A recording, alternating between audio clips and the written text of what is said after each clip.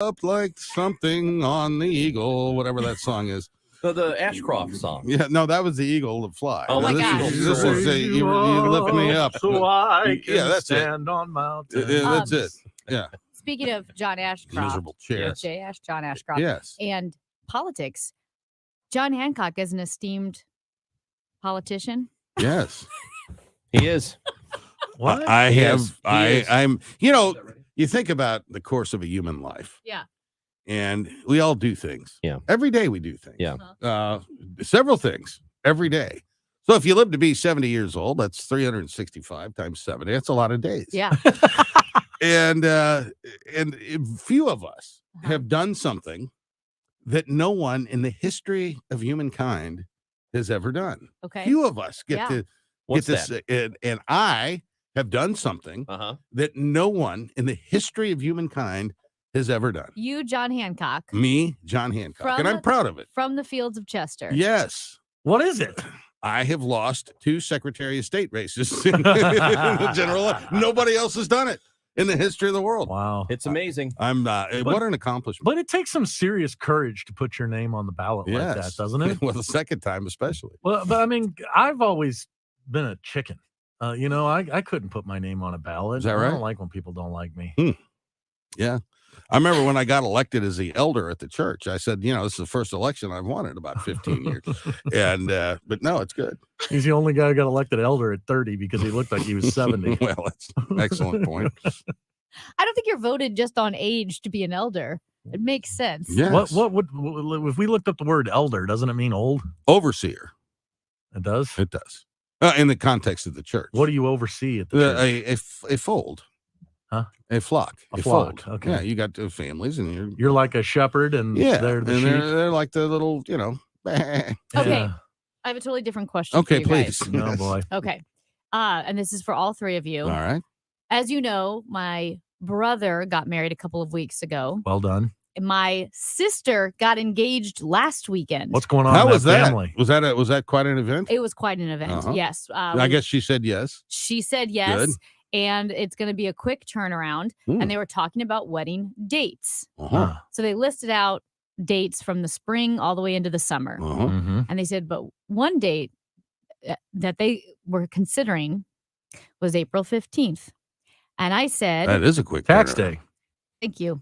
My nephew's getting married that day. Ben Phillips and Amy. I don't know Amy's last name, but Amy I is what we call her. They're getting Seems married like on a the nice 15th. lady. Yeah.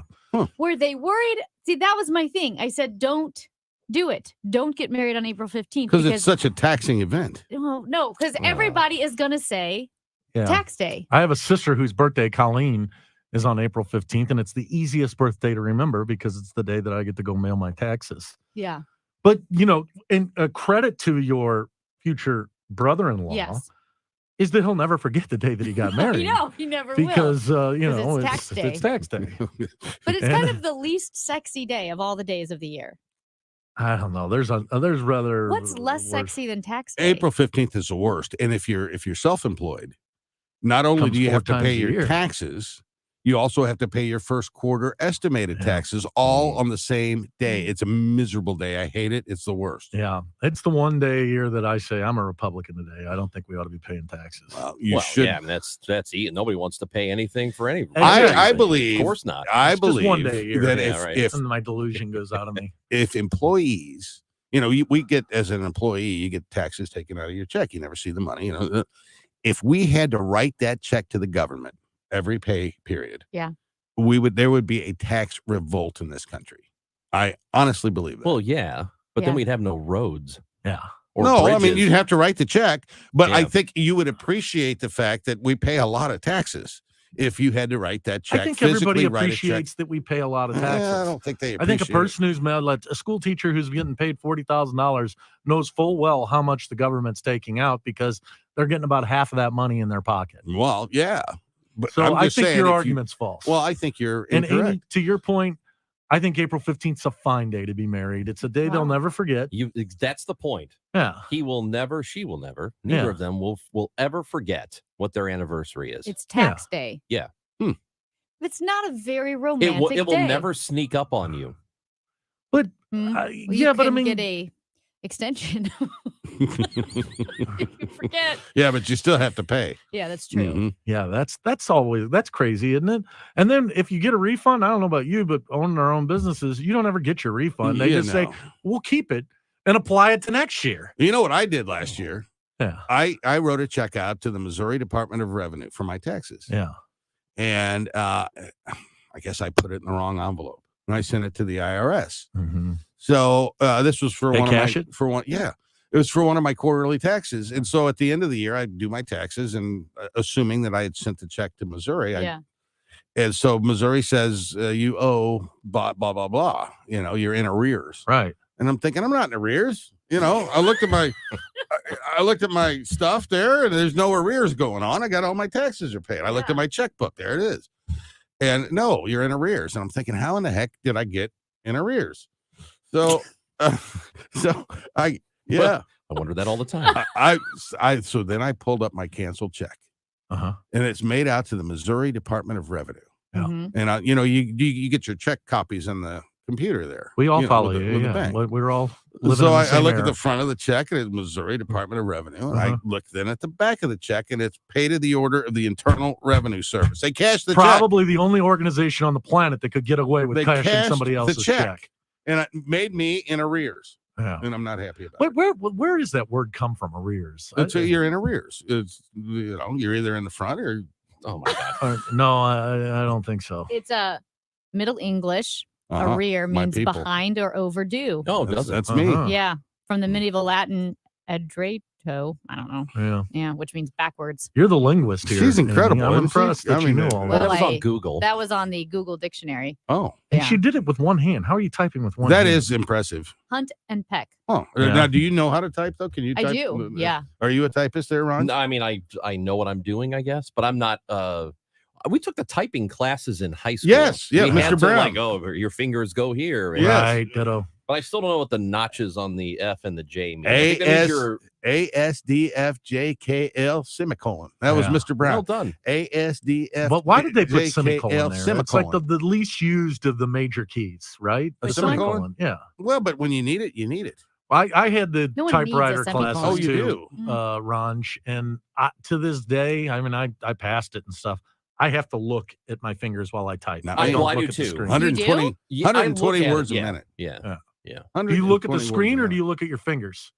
I look I at my don't. fingers. I can What look about at you? anything. Yeah. I don't. I Really? don't just Really? I could look at John and Yeah. have a conversation Yeah, and type and out type. what he's saying. Me too. Really? Yeah, Yeah. yeah, yeah. No, I like a can't do that. stenographer. I don't think. Yeah, No. totally. No, I couldn't do that. No, I can't. Yeah, do I it. don't. I don't like to talk, but I'm a pretty good typist. Yeah. I mean, he's a brilliant typist. Yep. He lost the race for Secretary of Twice, State. not twice. once, but twice. This is a fine man.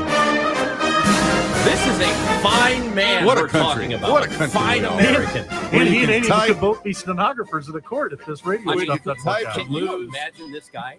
Oh. Is there a better American in No. St. Louis than There- John Hancock? Wow, Is there a better American in the state of Missouri it's hard to say. than John It'd Hancock? be impossible to find one. Maybe, The perhaps. problem with what you're up Impossible to, find one. impossible, is he Unbelievable. wants that clipped and sent to him now because he's going to save that. Well, he's he is amazing. though. Love you, Ron. I mean, what I a- love you. What I a think guy. you're awesome. I think you're just amazing yourself. When you And lost people are this- going to hear that and think Yeah. that we're joking. No, No. no. And I legitimately we all love each think other. you're- I think you're awesome. Well, I think you're awesome. Oh, This this is is great. It's so affirming. This is welcome to Affirmation Radio, ladies and gentlemen. 436-7900. Oh, If you're it's feeling a great. little low, give us a call. I would say if I could pick anyone that I know in any of my social circles Yes. anywhere Yes. to be on Affirmation Radio, Chris Ranji would be the last guy to pick.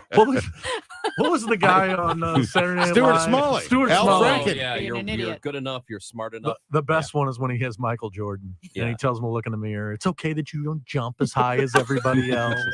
By the way, it's Michael Jordan Day. It It's is. his is. birthday? It's 2/3/23. Oh.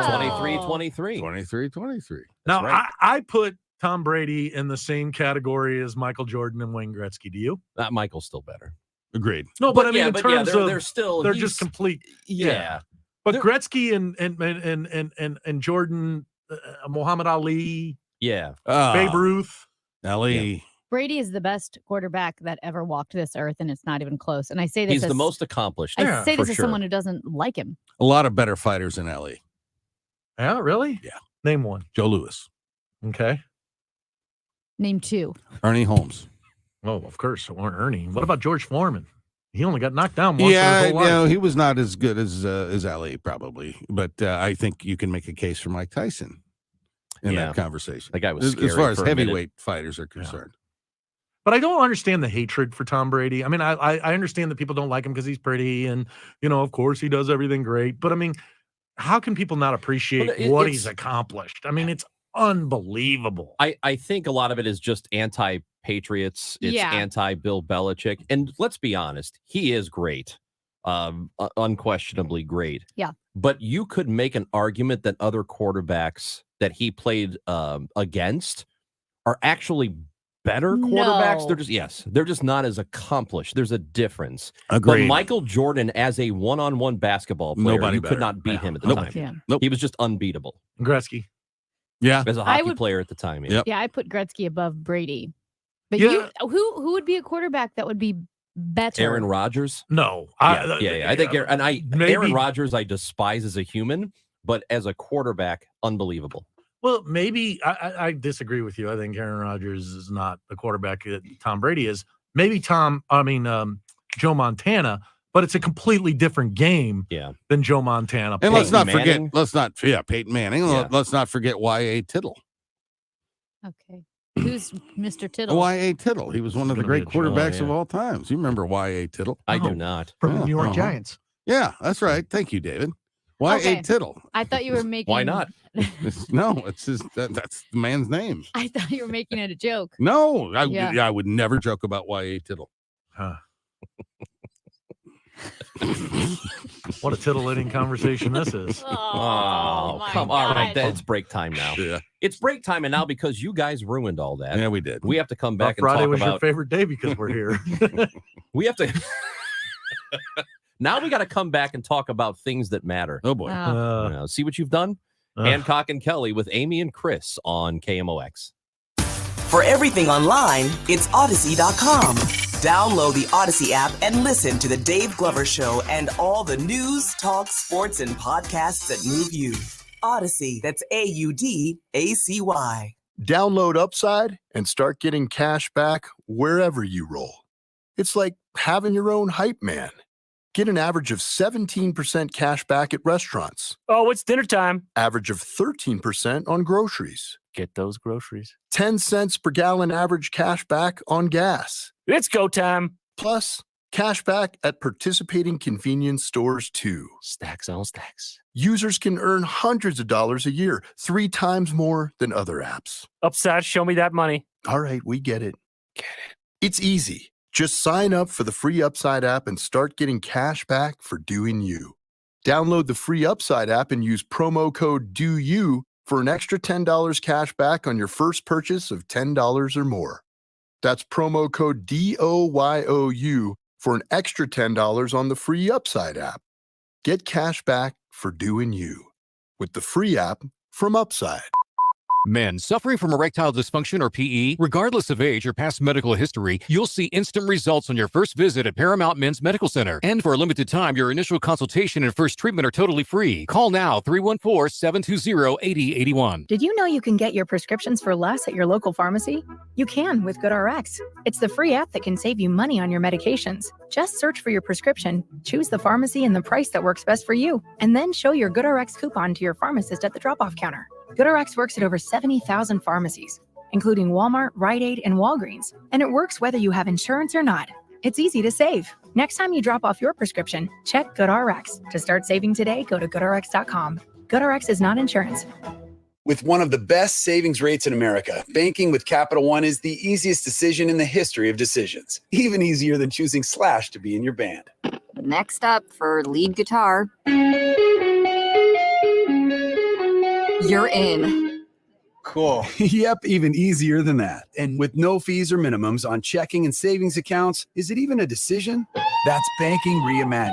What's in your wallet? Terms apply. See CapitalOne.com/bank for details. Capital One NA, member FDIC. This Valentine's, it will be love at first sight when you see Diamonds Direct's Classics Collection. This must-have collection includes diamond stud earrings, diamond hoop earrings, diamond pendants, diamond bracelets. These beautiful romantic gifts even come in any budget. Diamond Classics are like the little black dress. It's jewelry every woman needs, something she can wear every day, whether just running errands or going out on the town. A nice pair of diamond stud earrings goes with just about anything. Now is the perfect time to celebrate your love with the gift of jewelry. Diamonds Direct has all of the trending fashion jewelry she needs to complete any outfit. Whether she needs a pop of color with a gorgeous gemstone necklace or classic diamond studs to wear every day, it's all at Diamonds Direct. Come and let us help you start the jewelry box of her dreams. And remember, with every purchase at Diamonds Direct, you're guaranteed the best value price and a luxurious shopping experience. Come celebrate your love this Valentine's at Diamonds Direct. Your love, our passion. Learn more at diamondsdirect.com. The voice of St. Louis. News that matters to you. KMOX.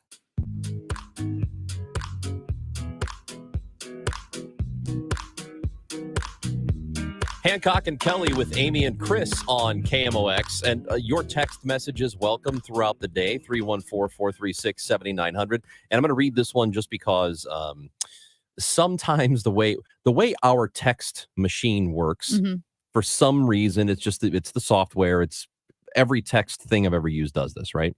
Sometimes the messages come in sections. So you get part of the message in one text, then the rest of it shows up later. And this text from a regular, Big Blonde Dan, who listens to the show. I met Big Blonde Dan. I've heard he's handsome. He is. We heard like he's young. He's young, big, blonde, handsome. He walked handsome. up to me and And he's like 6'8" or something. Yeah, and I love Trish Gazelle. He's I love big. her. She doesn't pull any punches. She goes, "I thought you were going to be 70." Is he blonde? Yes. And his name is he's Dan. big. Well, there you have it. What did Big Blonde Dan Big Blonde have to say? Dan texted in, whereas I may not be a 55-year-old loser, I do know you all are already. Sounds like he's calling us all losers, Big Blonde but then Dan? the rest of the text comes in having too much fun in there. See? Oh. I'm like, oh man, he's calling us a loser. Oh, there's the rest of the text. Well, thanks for the clarification Yeah. there, because if anybody's a 55-year-old loser, it's me. No, you are How old not are at you? all. You're not. 58. See, so you're not. Thank you, Amy. She's the worst, is she not? Amy's a fine person. Thanks, John. Tell him the story about taking your father-in-law out to dinner. Oh, do I have to? Yes. Oh, Well, now you do. All right. So dad's turning 86. And so we get, Georgianne, we got the family there, and we go out to dinner, Mary Catherine and her husband, and we're sitting at dinner. Georgianne says to the waiter, she says, "It's my father's birthday today." And so great. And so we have dinner, and it was quite good. And he's getting ready to bring the little cake with a candle on it. And he goes to my wife, and he looks at my father-in-law, and he looks at me, and he says, "Now, which one is your father?"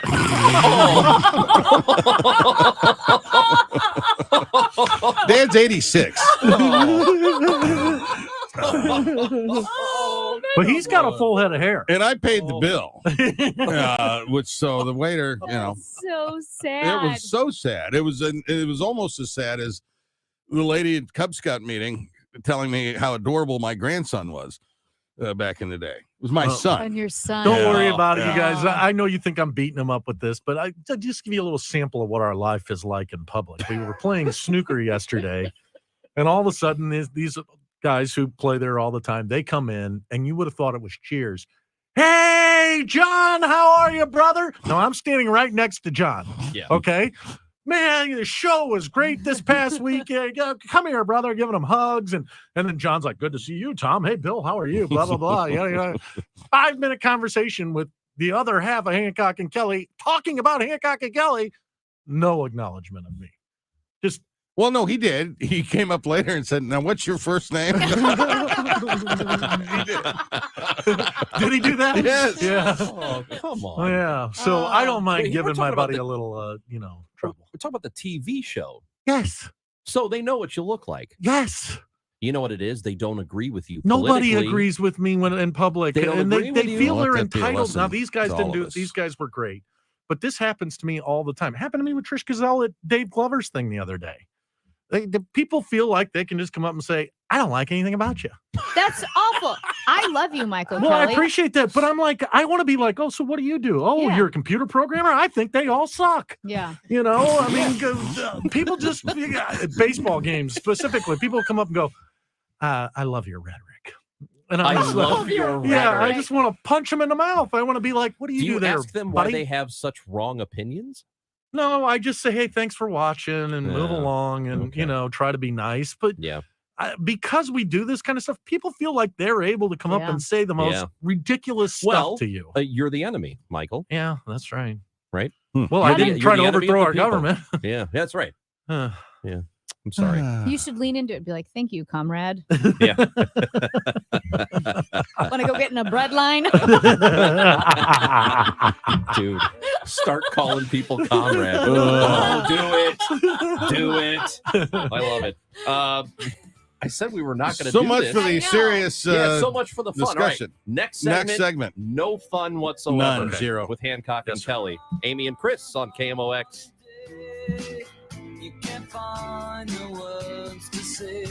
The news of St. Louis. I want to know what's going to directly affect me and my community. Because the news keeps you informed about daily activities. Local topics. Anything political. I like feel-good stories. Crime, sports news, traffic. Weather. Every single one of them. It's our hometown. I am interested in knowing what's going on in my immediate neighborhood. People working together, collaborating, doing things for the community. Your stories. I like to keep in touch with what's going on locally. Just stories that matter and are interesting. There's something new every day. Only on St. Louis's News Radio, KMOX. If you've ever hired a coach, it probably wasn't because you didn't know what you were doing or couldn't find out how to do it on the internet.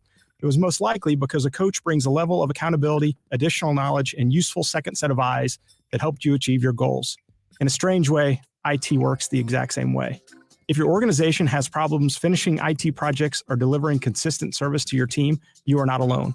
We frequently get contacted to not only help regional companies solve the day-to-day service issues, but also complete IT projects that have stalled or never gotten off the ground. Because we have different teams with different skill sets, these things can happen together, fully coordinated and documented for your organization. When you work with Acropolis, the urgent tasks will never get in the way of the important strategic ones. We pride ourselves on having long-term clients, with some for more than 20 years. Just like many other companies in St. Louis, you can benefit from the size, skill, and accountability that our Acropolis team can offer. To find out more, visit us on the web at acropolistech.com. Protect, optimize, grow. Call Acropolis today and we can help. This is Tom Ackerman for Ophthalmology Associates. For the best eye doctors, you need to see the doctors at Ophthalmology Associates. YourEyeDoc.com, 314-966-5000. It's the time of year where podcasts, radio stations, and TV channels share stories about the Black community for a whole 28 days. I'm Fami Redwood, host of the podcast Beyond Black History Month. We tell Black stories year-round, from dangerous hair products, clumps of my edges begin to come out, to the 50th anniversary of hip-hop. Hip-hop was about keeping it real. Listen and subscribe to Beyond Black History Month on the Odyssey app or wherever you get your podcasts from. At 10:30, we have sunny skies, 17 degrees downtown at the Arch. I'm Stuart McMillan. Here's what's happening. In the last hour, Secretary of State Anthony Blinken postponing a high-stakes weekend diplomatic trip to China as the Biden administration weighs in on a broader response to the discovery of a high-altitude Chinese balloon over sensitive sites in the western United States. The abrupt decision today, just hours before Blinken was to depart for Beijing, comes despite China's claim that the balloon is a weather research satellite that had blown off course. The U.S. has described it as a surveillance satellite. For nearly a year, the Federal Reserve has been on mission to cool down the job market to help curb the nation's worst inflation bout in 4 decades. The job market hasn't been cooperating.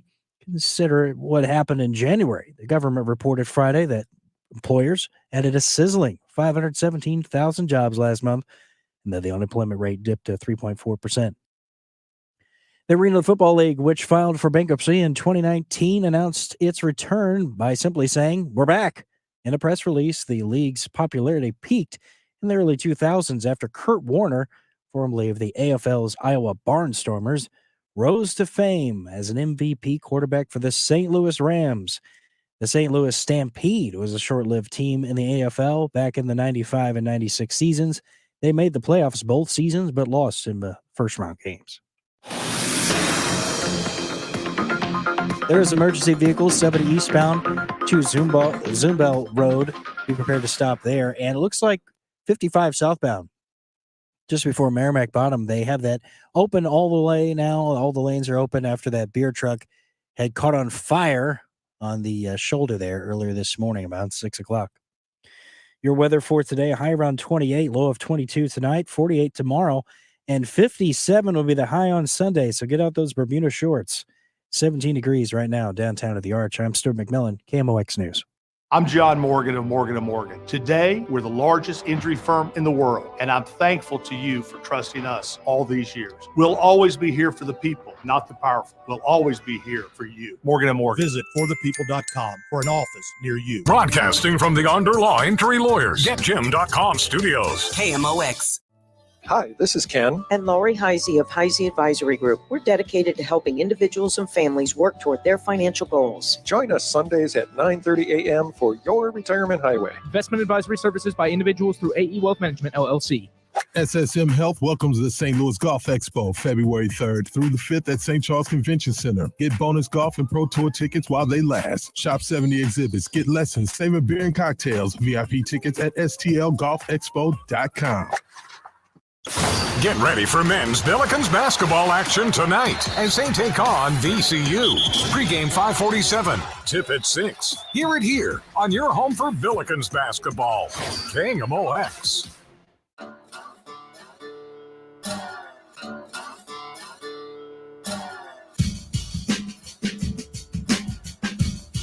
Amy and Chris, Mark Kors and Ranji. It's the show on KMOX. Hancock and Kelly are here, and we're keeping them up, apparently. I know. Well, somebody got some frowny faces on their CPAP. Yeah, I had a frowny face this morning. Oh, no. Yeah, it's not good. What does that mean? Well, you wake up and, you roll over there and then you look at the CPAP. And if you had a good night, you get a little green smiley face looking at you.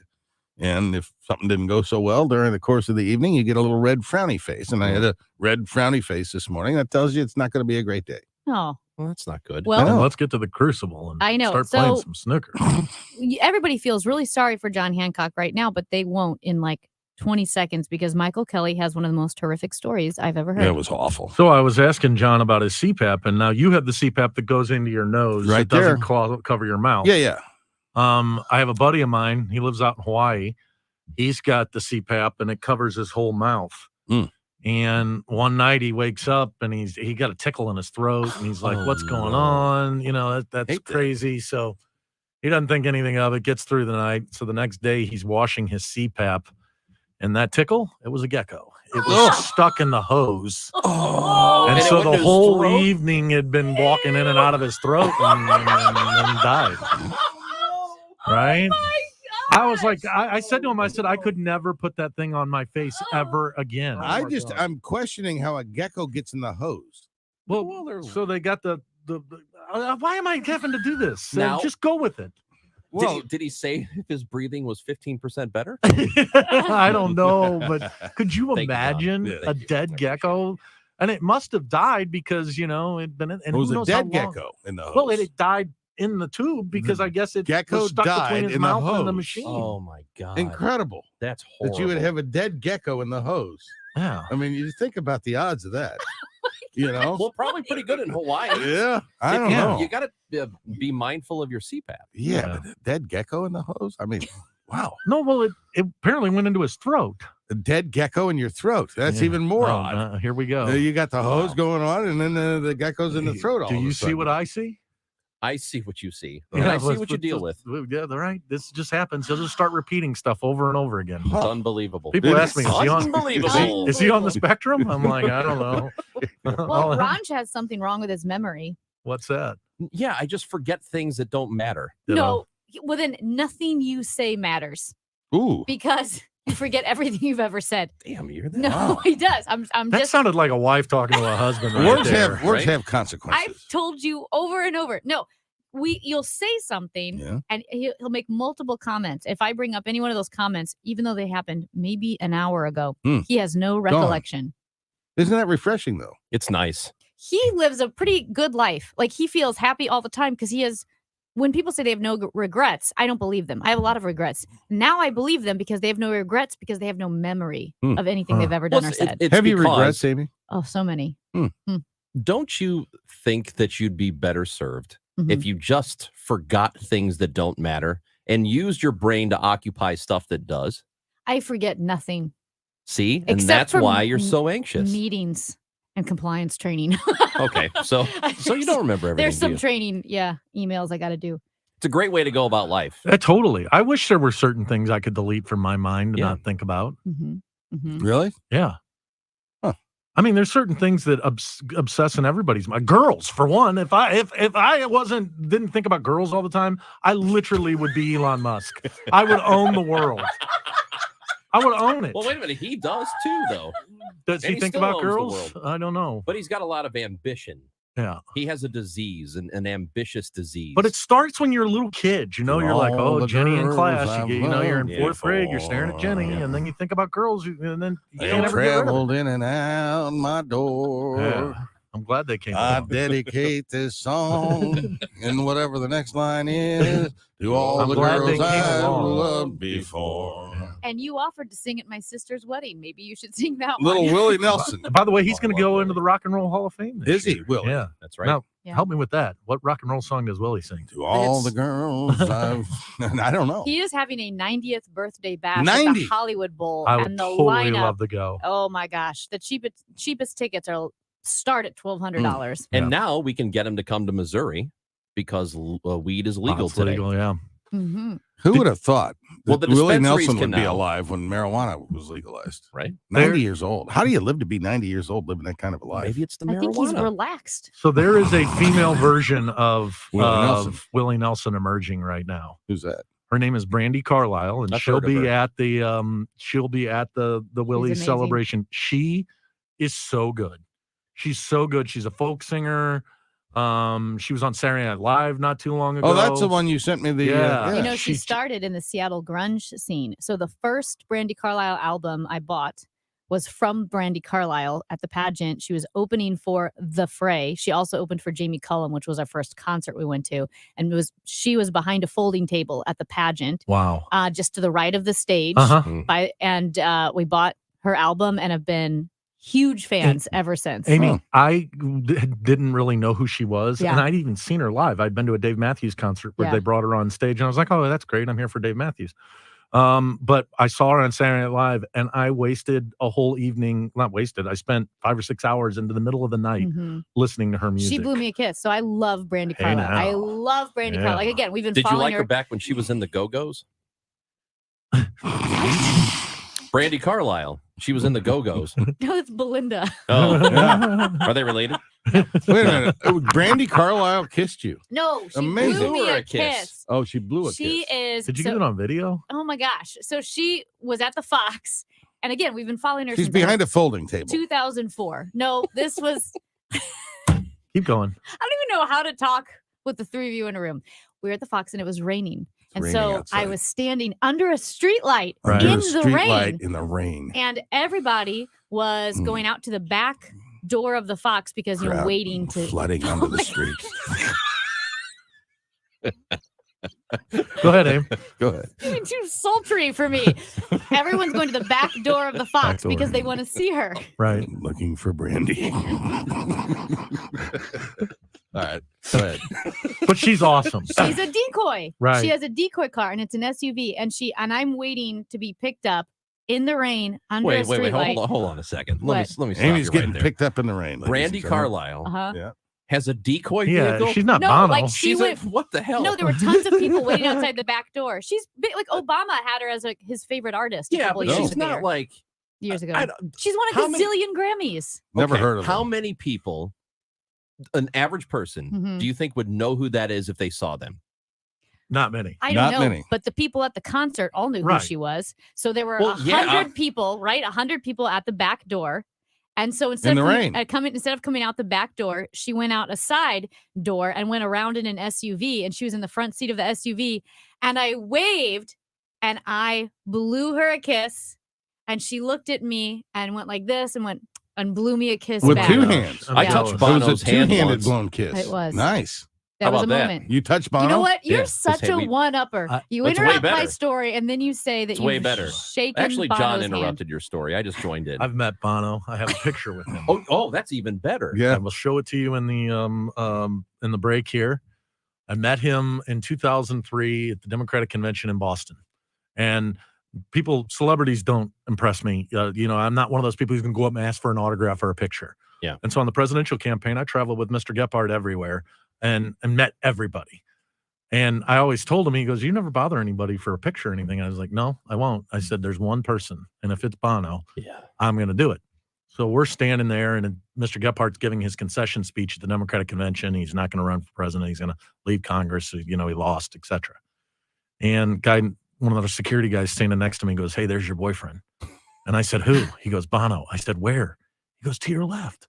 So I'm looking now, we're in the back, we're in the garden, Boston Garden. I'm looking down the hallway and I'm like, "Dude, that's not funny. What kind of joke is that?" He goes, "Mike, he's standing right next to you." He's a little guy. And I look over and he's below my shoulder. Yeah, he's short. And he's wearing platform That's shoes. right.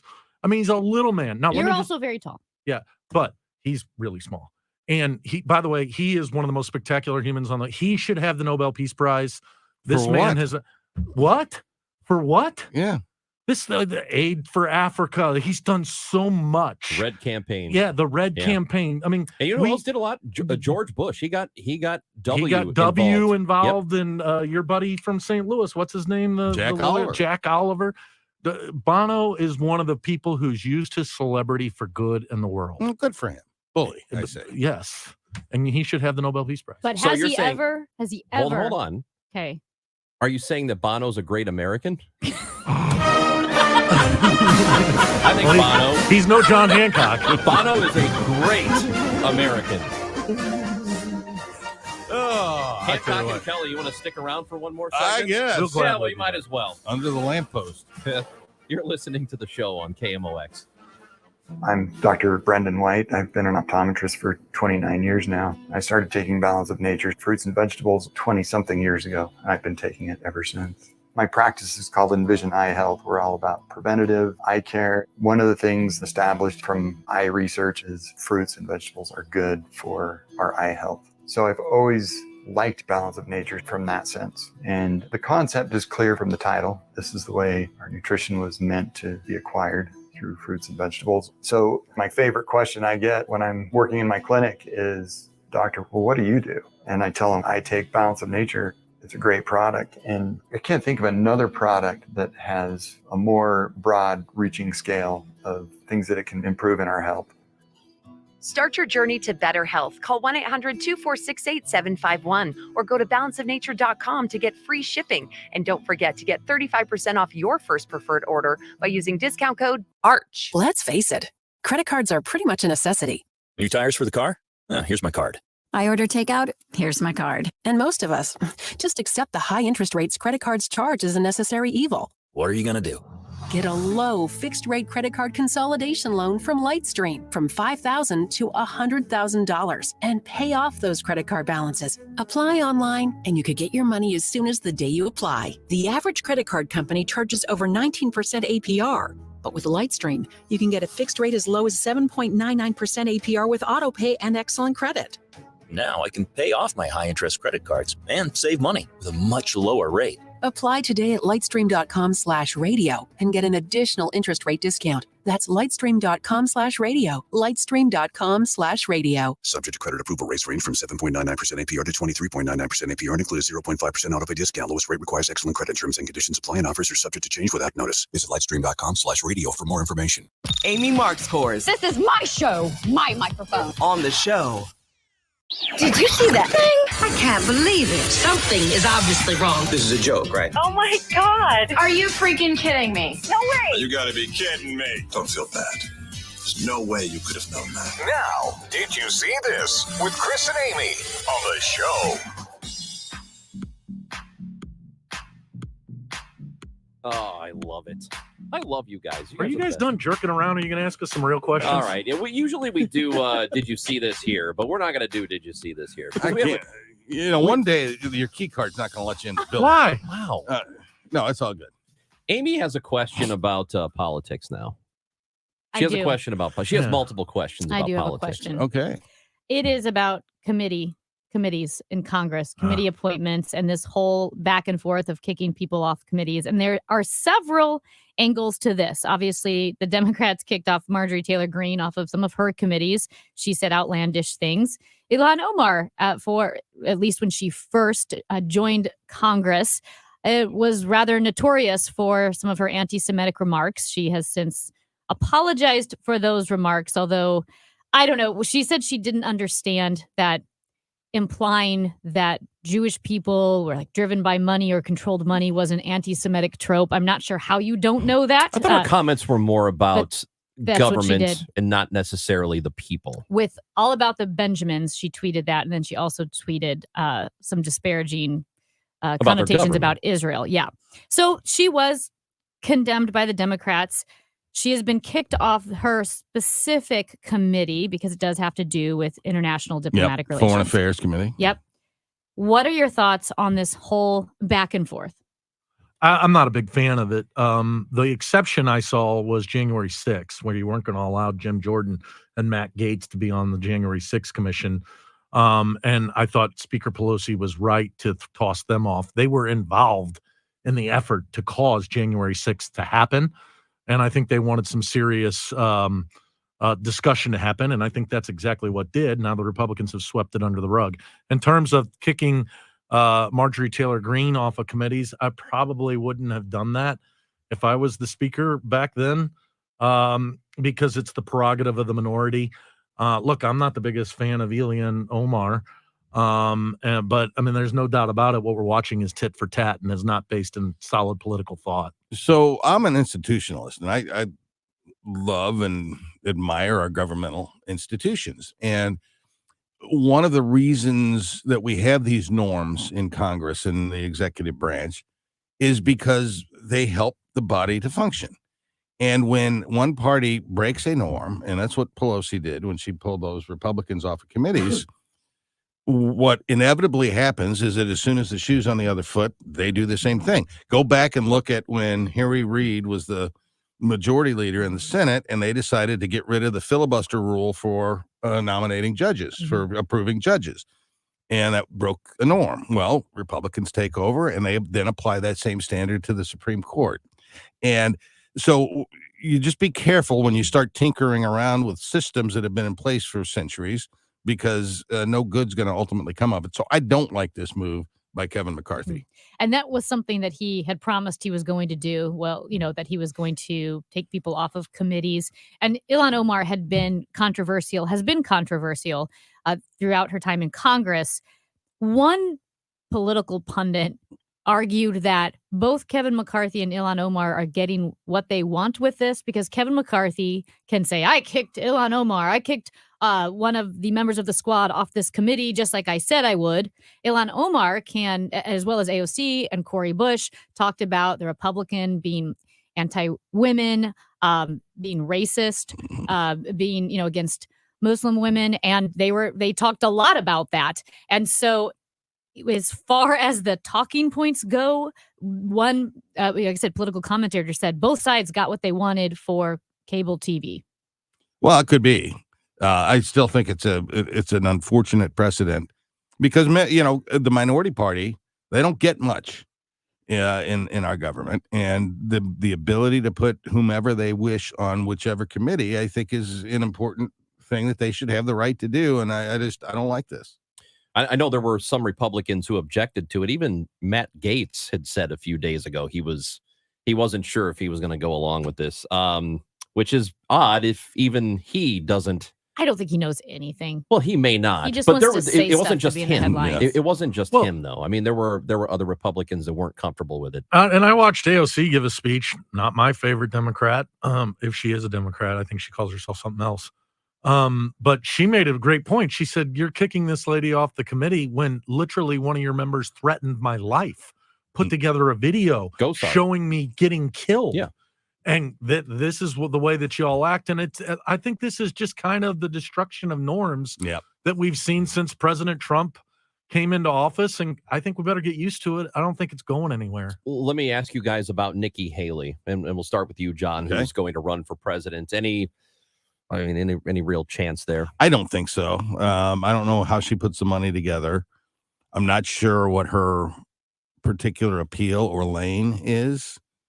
I suppose she could talk about her foreign policy experience, having been the UN ambassador, but I just don't see a constituency out there for Nikki Haley, and she's been all over the map as it relates to Donald Trump. So she can't claim the Trump mantle as a purist, and she can't claim the anti-Trump mantle because.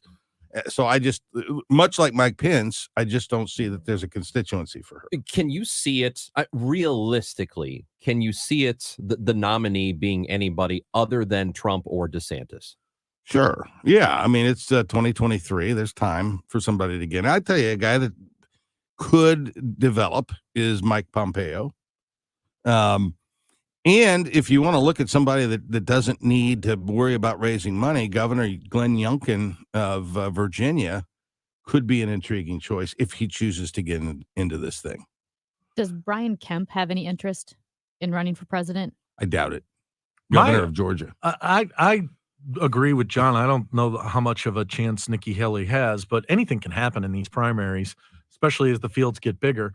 What I would hope for if I was a Republican, because I think the bitter anger lane that seems to be filled, the culture war lane that seems to be filled by almost all their candidates. I don't see any Reagan-esque candidates coming out with optimism and hope. And I think that even Republicans have kind of turned their back on Donald Trump and the negativity of him. And I think if somebody were to come forward with, and maybe it's this Larry Hogan. Maybe, but somebody who can come and inspire Republicans again that we can do great things. We can be the greatest country. But if you listen to the rhetoric of the Republican Party right now, we're going down the drain. Chris Sununu, the governor of New Hampshire, has kind of taken up that mantle, Michael, that you were discussing. And we'll see. I mean, New Hampshire's an interesting place to be from, running for president. We haven't had many New Hampshireites run for president. And Chris Sununu, I wouldn't expect him to be a real contender, but I could see him developing perhaps. We haven't gotten an official announcement from Joe Biden as to whether or not he's running, but Ron Klain, chief of staff, said he is going to run. Can you envision a scenario in which he doesn't? I'm hopeful he doesn't. I mean, I worked for the president, and if he's running again, I'll be for him. But it's obvious that Joe Biden's not the same Joe Biden we had 3 years ago. And look, he's been one of the most successful Democratic presidents since Harry Truman. So I'm rooting for him, but I kind of feel like there may be a need for new blood in the Democratic Party. Who would it even be? I don't know. Who would have thought that it would have been Joe Biden 6 years ago? New names will come in. People with money that will go to the top. You'll get some folks like the governor of California, Gavin Newsom, who's got a natural platform coming from the biggest state in the country, to even J.B. Pritzker, who's got money, to a whole host of Democrats out there who can run. Money's important, but it's not as important early if you've got attention on television. Donald Trump proved that to us. So who knows? But it looks as though it's going to be Joe Biden, and that makes me a bit apprehensive. I think Biden loses unless he's running against Trump. Yeah. I mean, I think if it's Biden, DeSantis wins. I think that's right. I don't even know if But Biden, I don't know, Trump, man. I think Biden wins. Yeah, I agree. Well, I think that does happen, but I'm not so sure it's DeSantis. If it's not Biden, is it going to be Kamala Harris? No, I don't think so. But and by the way, I think the president, even in a not Joe Biden from a year or 2 or 3 years ago, can beat the Republicans with only this culture and negativity that's going on inside their party. The divisiveness that the governor of Florida is showing right now, I don't think that dog hunts. Clearly, it doesn't hunt with Democrats, and I think there's a lot of Republicans who are turned off by all of it. Yeah.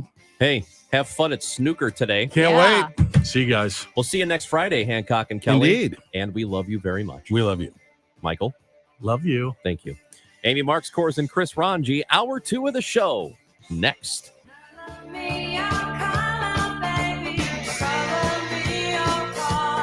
I always wanted to learn Spanish, but I never thought I'd have the time. Then I discovered Babbel. Babbel's lessons are fun. They only take like 10 or 15 minutes, and in 3 weeks, presto, you're starting to speak another language. Like magic.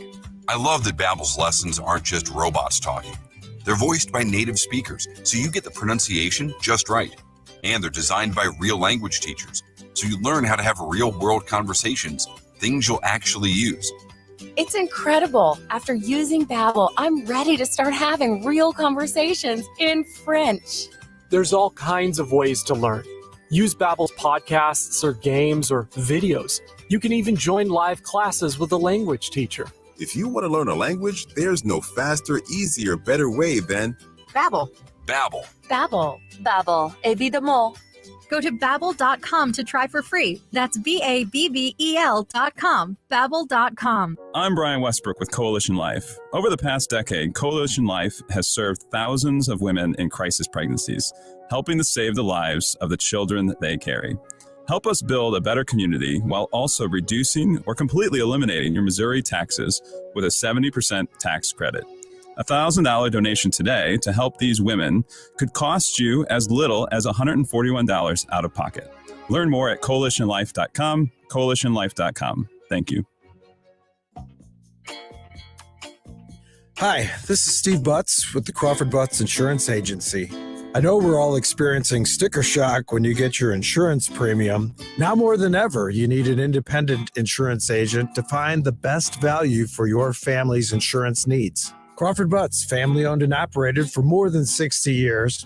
Please give us a call at 314-752-2500 or at crawfordbutts.com.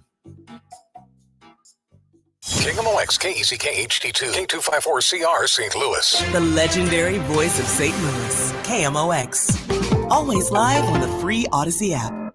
Join us at Odyssey as we all do our one thing, together millions of things for our planet. Did you know that romance can be eco-friendly? Simply give your sweetheart an experience rather than a gift. You can plan a night on the town that includes dinner at a local restaurant, ballroom dancing, or tickets to the theater. You could also plan a couple's massage or even a hot air balloon ride. You can create a great memory without creating any physical waste. When we each share our one thing, it becomes 100 things, 1,000 things, 1,000,000 things for our planet. What's your one thing? The choice of a lawyer is an important decision and should not be based solely on advertisements. We trust companies to do what's right, but when they don't, there's Onder Law, making a difference, one case at a time. Call Onder Law Personal Injury Lawyers at 314 or 618 $9,000,000. Need bucks? With Jackson Hewitt, don't wait weeks for the IRS to send your tax refund. Come in today for up to $3,500 with a no-interest, no-fee refund advance loan when you file your taxes at Jackson Hewitt. For eligible clients, loans by Republic Bank and Trust Company. Details at jacksonhewitt.com. Mid-America's most trusted source for news, KMOX. At 11 o'clock, we've got sun, 18 degrees downtown at the Arch. I'm Michael Calhoun. Our top story this hour. The Labor Department says U.S. unemployment is at its lowest rate since 1969 and that more than 500,000 jobs were created last month. President Biden says it means the economy remains strong under his leadership. Ahead of his State of the Union speech next Tuesday, the president says the eye-popping January jobs report proves his economic plan is working. Today, I'm happy to report that the State of the Union and the state of our economy is strong. But Mr. Biden barked at a reporter who asked if he takes any blame for the high rate of inflation. No, he insisted. Because it was already there when I got here, man. Inflation when President Biden took office was at 1.4%. It peaked last summer over 9% and was at 6.5% in December. Stephen Portnoy, CBS News, Washington. Two St. Louis Metro City police officers are in the hospital. They've been shot. Chief Robert Tracy says they're in critical but stable condition. He says two officers from the 3rd District, aged 38 and 24, attempted to stop a truck at 9th and Lafayette that was used in a robbery on Tuesday from Lindell. Chief Tracy says the suspect fled from the vehicle and fired shots at the officers. They returned fire, striking the suspect in his ankle. Both officers were shot in the torso and transported to two different hospitals. Tracy says the suspect is a man in his 30s. Monday was supposed to be the big day that stores could begin selling cannabis to adults over 21, but the state issued a surprise yesterday that it would approve the start of sales Friday, today. Lisa Cox of the Department of Health tells KMOX that 90% of medical dispensaries should get to open to the public today. Now, people can't just go in and buy the whole store. What are the restrictions or the limits on what people can purchase? It's a 3-ounce possession limit for adult use consumers. She also suggests to bring cash, though some stores have systems which can accept debit cards. Controversy over another piece of proposed legislation. Arizona lawmakers are debating a Republican-sponsored bill restricting drag shows in the state. GOP State Senator John Kavanaugh. It's not R-rated, it's X-rated entertainment. Drag performer Richard Stevens told lawmakers, "Why didn't drag entertainers do what they do to bring joy? To make people laugh, to make people forget about their troubles, to look at life a little bit differently, perhaps." Among other things, the measure would prohibit drag performances near daycare centers, schools, parks, or churches. Jim Crisulda, CBS News. People in much of New England could see their coldest temperatures in decades this weekend. Some places in northern New Hampshire, Vermont, and Maine could have wind chills as low as -60. Paige Johnson runs a warming center in Ellsworth, Maine. Even if you're in a rural area, we'll figure out a way to get you here. Sometimes people have had negative experiences with warming centers, spaces like that. The KMOX Business Desk. Apple has posted its first quarterly revenue drop in nearly 4 years. It suffered from pandemic-driven restrictions on its China factories that curtailed sales of the latest iPhone during the holiday season. The Dow from Stifel is up 6 points to 34,060. And we've got emergency vehicles on 70 East at Zumble. We've got a stall 70 East before Zumble, the right shoulder, a stall 44 East at Elm on the right shoulder, and a stall 55 south of the ramp from President Street. Watch out there. KMOX AccuWeather, sunny, cold afternoon, high 28. We'll drop in the low 20s early, but then rise a bit overnight. A lot milder tomorrow. Big turnaround into the upper 40s and even warmer with some sunshine Sunday. The high getting up to 57, and we'll get to near 60 Monday, a dry day too. I'm AccuWeather meteorologist Dean DeVore on the voice of St. Louis, KMOX. It's partly cloudy and 17 in Florissant, 18 in St. Peters, and 18 downtown at the Arch. I'm Michael Calhoun, KMOX News. The show and the draft. The draft. Building the perfect team. I love the draft. It's the draft. More draft. On the show. What a way to start the 11 o'clock hour, Amy. Then it being draft day, it is Draft Friday here on KMOX. Amy Marks-Kors and Chris Ranji on the show today. And we decided, and I forgot how this came up. Oh, I think it was we were having a talk in the kitchen the other day about just being condescending generally and how there are some phrases or some things that you can say to a person that are unintentionally condescending or insulting. So, and the key being unintentionally / passive aggressive, not like when Ronj will come up to me and say, so what's it like being an idiot?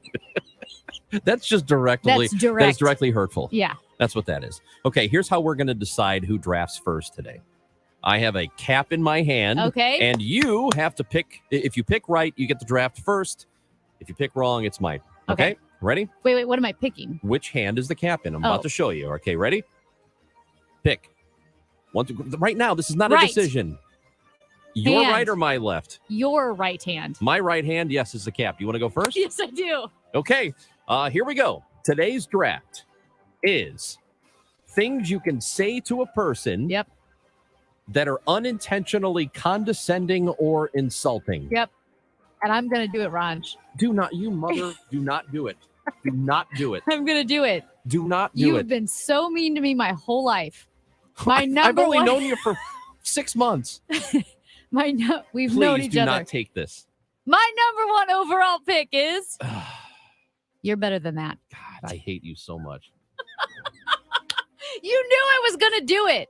I hate when people say to me, you're better than that, Ron, or you're smarter than that. It's the same thing. Oh, it's the same. awful. I hate it and so the reason much. why, guys, that was the phrase that really kickstarted this conversation in the kitchen. And he said, it's my turn to pick first. I'm going to use it. And you know what? I shouldn't have allowed you to decide. I was shocked that you did. Because I'm a nice person. He's That's why. a nice person. And I took it. There are very few things in the world I hate hearing, and you're better than that. I hate it when people say that. Well, you know to me. what? Is I'm not better than that because I took it. And you really are because you gave me a shot to go first. I'm so impressed with you. Yeah, because I'm a good guy. You are better than that. I hate it. That's awful. You're better than that. No, I'm better than you. That's what I like to say back. All right. I'm really mad that you took that. I know you are. Okay. All right. So the number one overall pick, and it is a great pick. This is the Michael Jordan of picks. Is you're better than that because there is nothing more condescending than that. Yeah. All right. My number one overall pick in the condescending phrases or insulting phrases that you could say to a person. Mm-hmm. Are you losing weight? Okay. Explain. How is that condescending? Because it's insulting. It's insulting when somebody says, you losing weight? Because they're telling you that they think you're fat. They're telling you they think you're fat or that they thought you were fat. And now there's something about your dumb face that they don't think is fat anymore. Yeah. Are you losing weight? That's pretty good. That's my number one overall pick. That's pretty darn good. I mean, don't you? Well, you never hear that, though. I mean, I've heard it, but generally it's because people are like, you run too much. You know what I mean? Yeah. That. Okay. It's not necessarily because they're trying to insult me. Number 3 pick in the condescending phrases or insults. And draft. my number 2 pick overall is maybe another time. Maybe another time. Yeah. Maybe another time. Kind of like the maybe not now. It is a little condescending because you're now. saying I'm never going to do whatever it is. Or if you make a joke or if whatever it may be, like you could say something and that person looks at you and just like, maybe another time. Okay. I wouldn't have ever thought that, but Really? I get where you're coming from. Okay, so that's your number 2 pick. Yep. Maybe another time. Yeah. My number 2 pick, number 4 overall in the condescending phrases or insulting phrases draft is, well, actually. Well, actually, like just say anything to anybody. Like, did you know that this was the thing and this was the year that this guy did this? And you go, well, actually, it is the most condescending thing in the world. You do that a lot. And in fact, if people are wondering how I got inspired for this list, all I did was think, what has Ron G ever said to you? I've never said maybe another time to you. No, you haven't. No, because if I'm not going to do it, I'm just not going to do it. Okay. This is my number 3 overall pick. And this is something you do say to me all the time. Yes. And you take a breath and you go, listen. That's not condescending. Yes, it is. It's so What? condescending. When anyone ever talks to you and someone looks at you and goes, listen. Okay. You know what's following is not, I really think you did a great job today. It's always a passive aggressive, like, I don't want to have to speak truth to you, but I'm going to. That's Okay. what that means. Okay, that's fair. Yeah. All right, so you're the number 5 overall pick. Your number 3 is starting any sentence with listen. Listen.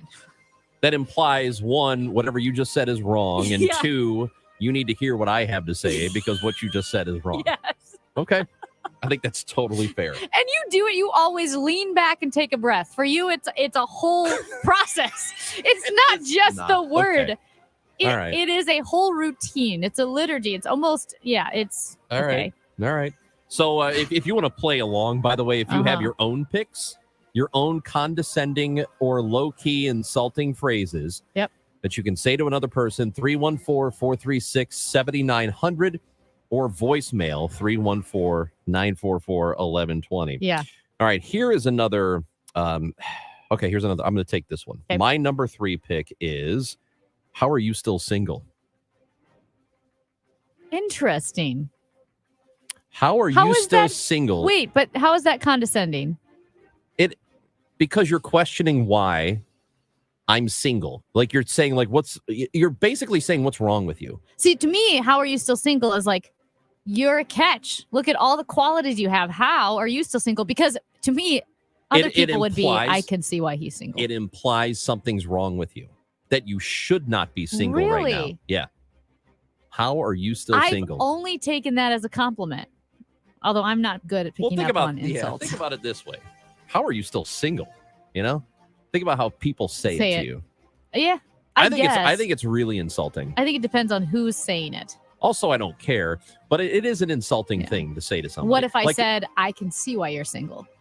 well, that's just a direct insult. Yeah. That's different than low key. I don't think I'm being insulting or condescending, but I've said it anyway. Okay. All right. So that's the number 6 That's a good overall one. pick. Amy, it's time for your fourth Yep. pick, number 7 overall. And mine is good luck with that. Good luck with that. That's a pretty good one. Yeah, it's a pretty good one. Good luck with that. Good luck with that. Yeah. Yeah. Because you don't mean it. No, and everyone knows you don't mean it. Yeah. And they might as well say you're going to fail. And I think it's stupid. You're going to fail at something stupid. That's what that says. That's pretty good. Yeah. I do like that one. All right. So my number 4 pick. I don't know if this. Okay. How about, does this count for you? I'm sorry you feel that way. What do you mean, does it count? Is it insulting when somebody Yeah, says, I'm sorry I you feel actually that have way? that as one of my options. Okay. Yeah, it's I'm kind of sorry condescending. you feel that way. Yeah. It's not Because- an apology. No. You don't mean it. And it's saying that you feel that way because you're a weaker person and you just couldn't take whatever it was I Exactly. said. Yep. So, I'm Okay. sorry you feel that way. Yeah, I 100% agree All right. with So that. that's my number 4 pick, number 8 overall in the Okay. draft of condescending phrases unintentionally. Yeah. That's a very key point. Mine is, it's another beginner phrase, but it must be great to fill in the blank. People will say like, it must be great not to have kids. Must be great not, to have time to go run. That's true. It must be great to Yeah. It must be great to fill in the blank is always condescending. Yeah, that's wow, it really must be great. great to get off work at 2. Yes. Man, are you right? Like, get off work at 2, but Yeah. Oh, it must be great to work 4 hours a day. yes. Yeah, okay. Although, I mean, I think you can make the argument that's directly insulting because the person knows what they're doing, but it's Yeah. very low key. I I like that. trying to there were a couple iterations of this and I went with that one, but Okay. that What was whole the other one you were thinking? well, one is almost like that whatever you have that they I don't know like or admire, something that's good that you've accomplished, it's because like you have good genes, you have the time, or like you don't have kids. There's always like, well, good, you got good genetics, lucky you. And you're like, well, yeah, but I you know what I mean? Like, okay, well, you run. Wow, must be nice to have good genetics. That's Like, good. Well, but I also work at it. I get it. Yeah. That's a good point. All right. So my number 5 pick, number 10 overall, Yeah. is, and there are a range of phrases like this that are basically the same. Yeah. And there are 2 specifically I'm thinking of. Yeah. But I'm just going to pick one because I think they both are along the same lines. My number 5 pick for condescending phrase to say to another person is, I actually agree with you. Yep. That was on mine. Because when you say, I actually agree with you, or that's actually pretty funny. Yeah. When you say that, you're saying that normally I don't think you're right ever. Right. Or I don't think you're ever funny, but that was pretty good. Yeah. And I do this one a lot. This is Yes, you one do. I say that one a lot. You know why? Because I wrote it down when I was thinking, what does Ranj say to you? And I wrote down, I actually like that idea. That's actually pretty funny. That's another one. Yeah, I do that a A lot. lot. And the Okay. implication is I just don't think you're funny normally. We got to keep going because there's Okay. too many. So this is bonus number 1. Okay. And this is one that I say all the time. Does that make sense? Oh my God. Yes. I was going to pick that one. Does that make sense? Does that make sense? Yeah. It's a crutch for me. I don't mean it condescendingly. It's a crutch, but it's super condescending. Yeah, because when you say it, I say it 100 times. you say it all the time. Yeah. And I think you think that you're so smart. Oh my gosh. You think you're smarter than No. everybody else in the room, and No. they can't possibly understand what you're getting at. You know what? Go. Does that make sense? Yeah, it's the worst. All right. My number, this is the first bonus pick. First bonus pick. In the condescending phrases / insults draft. When you call somebody chief or big guy. Really? Yeah. It's super condescending. But you call people names like that all the time. Hey, big guy. Yeah. Hey, fella. Well, Big fella. 95% of the time when you call somebody chief or big guy, Yeah. you don't know their name. I mean, I don't go around saying, hey, big guy. Hey, big guy. Yeah. I've never said that. Yeah. And I think part of it is my dad used to hate it. He was big. He was like 6'4", 6'5", whatever. And he used to hate it when people called him big guy. Hey, big guy. Hated it. But I get it. When people call you chief or big guy. Yeah. Oh, it's so condescending. That's pretty So bad. that's my number one. That's my first bonus pick. What's your second bonus pick, Amy? My second bonus pick is just relax. You know what? That was on my list too. Just relax. Just relax. Oh my gosh, you say that to me all the time. Because you need to relax. You say it all, like literally to make this list, all I had to do was, imagine you're having a conversation with Ranji. And then I just started typing furiously. Yeah. Yeah. Just relax. Just relax. But what do you do? Okay, but what do you do? Listen. When the person you're talking, I was about to say, listen, what do you do when the person you're talking to needs to relax? How do you tell them to relax? You don't. But they need to. But you don't. Okay. All right. My last bonus pick, this is the last pick of the draft, is starting any sentence with, oh, honey, or oh, sweetheart. Did I tell you my oh, honey story? No. I sweat a lot. I'm a very sweaty person. And I was at Busch Stadium. We all can tell. Yeah. I was at Busch Stadium a few years ago at a baseball game. In the summer, it's Busch Stadium, so it's warm. And I made the mistake of wearing khaki colored shorts to the baseball game. And we were watching the game. And we decided, hey, you want to get a hot dog? Want to get some soda? Sure. And I stand up. And a second after standing up, I hear from behind me a woman who I don't know go, oh, honey. Because you had sweated through your shorts? So much butt sweat. So much. And I turned around and she's like, oh, honey, I'm...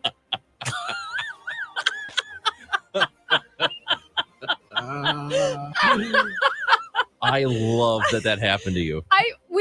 My friends and I laugh about it. Like it's oh, honey. Oh, that is so much butt sweat. A stranger, just a visceral reaction.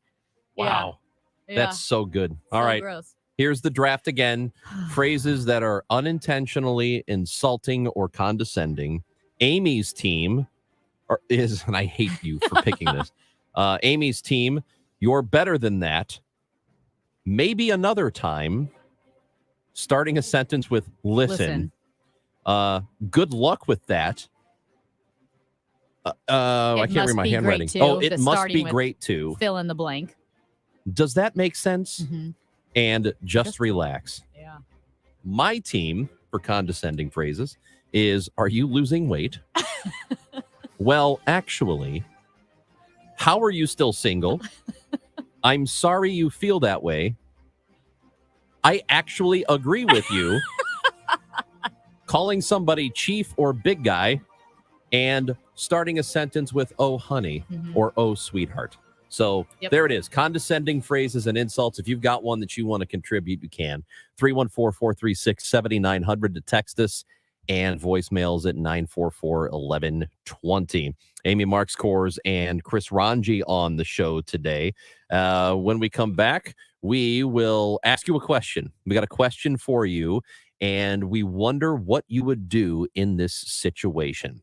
We'll take your calls and your texts, 314-436-7900 on KMOX. For everything online, it's Odyssey.com. Download the Odyssey app and listen to KMOX for all the news, sports, talk, and podcasts that move you. Odyssey, that's AUDACY. Download Upside and start getting cash back wherever you roll. It's like having your own hype man. Get an average of 17% cash back at restaurants. Oh, it's dinner time. Average of 13% on groceries. Get those groceries. 10 cents per gallon average cash back on gas. It's go time. Plus, cash back at participating convenience stores too. Stacks on stacks. Users can earn hundreds of dollars a year, 3 times more than other apps. Upside, show me that money. All right, we get it. It's easy. Just sign up for the free Upside app and start getting cash back for doing you. Download the free Upside app and use promo code DOYOU for an extra $10 cash back on your first purchase of $10 or more. That's promo code DOYOU for an extra $10 on the free Upside app.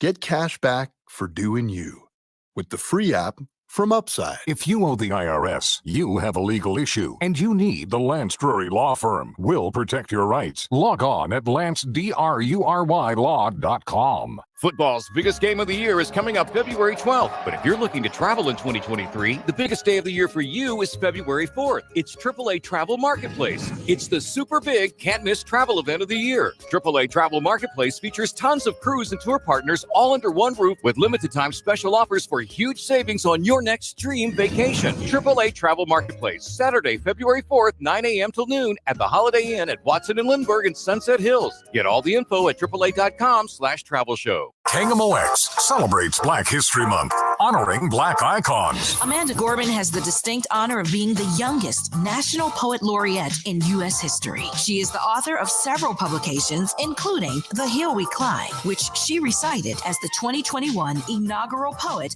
at the inauguration of President Biden and Vice President Harris. We salute Amanda Gorman. KMOX, celebrating Black artists, athletes, and trailblazers all month long. More at KMOX.com. This Valentine's, it will be love at first sight when you see Diamonds Direct's Classics collection.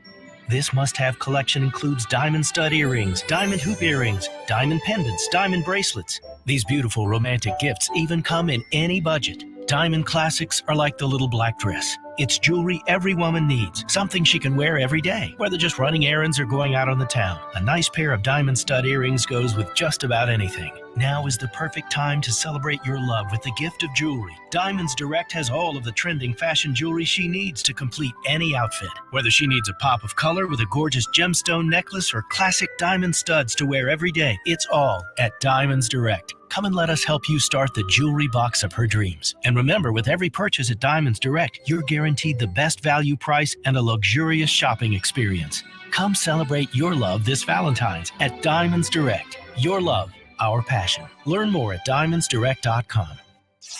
Live and local, this is St. Louis's News Radio, KMOX.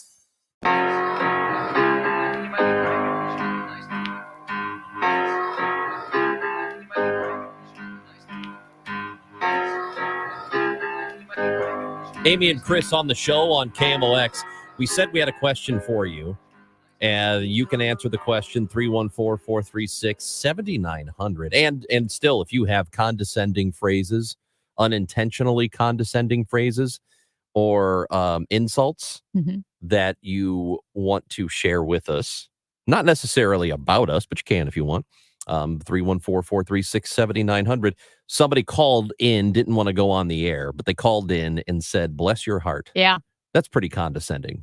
It is, and it's in the same family as your "oh honey." Oh honey. Yeah, bless your heart, no honey. Probably Oh, said by the honey. same person. It is so condescending. Another one we got from text. Yeah. With all due respect. Yeah. Has It's that pretty become condescending.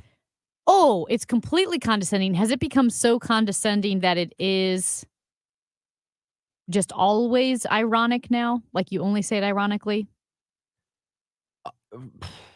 I think we say. Yeah, I don't know. Do you think anybody says it earnestly anymore? I That's do. a good question. I think they do. Huh. And I think they catch themselves when they do. Okay. This real quick question. We have a couple of minutes here, right? Before we get to Yeah. the news and before we get to Mike Claiborne.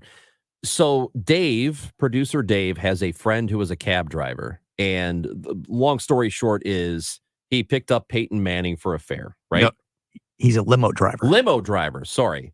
And he picked Limo. up Peyton Manning for a fare. And Peyton, For a fare, like a fee, or a Not- fare, like taking him to a carnival? like taking him to a place, doesn't matter where he went.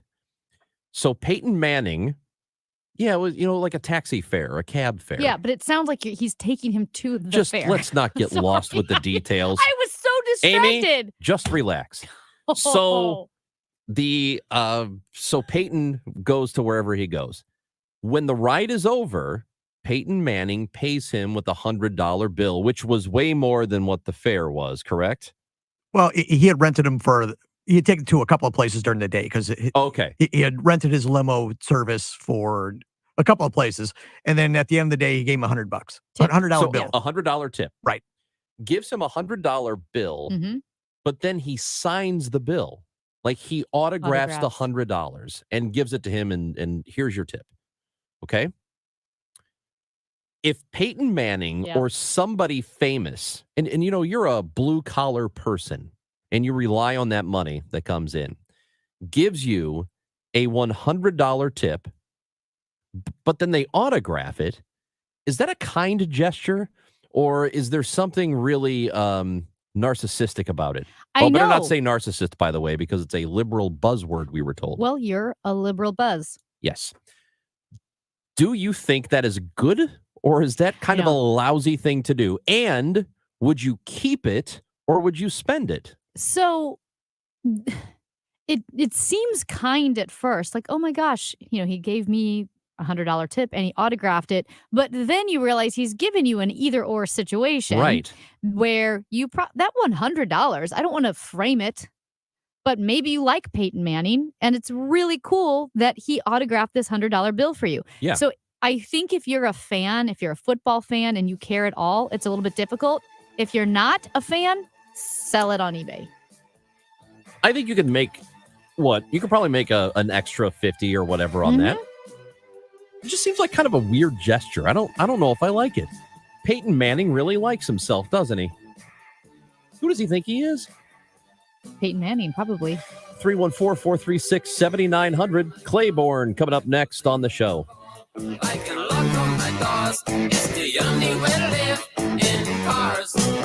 I consider myself sort of a student of life. What's on Dave Glover's mind? I've noticed recently that we are going through a reset spiritually. But if that's going to go away in large measures, it's going to be replaced with something.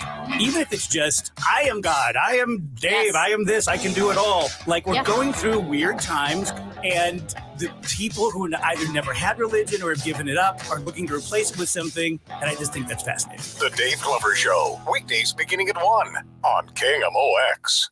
Need to sell your home, but not willing to play the wait and see game? This is Debbie Monterey with Gloria Liu with your home sold guaranteed realty.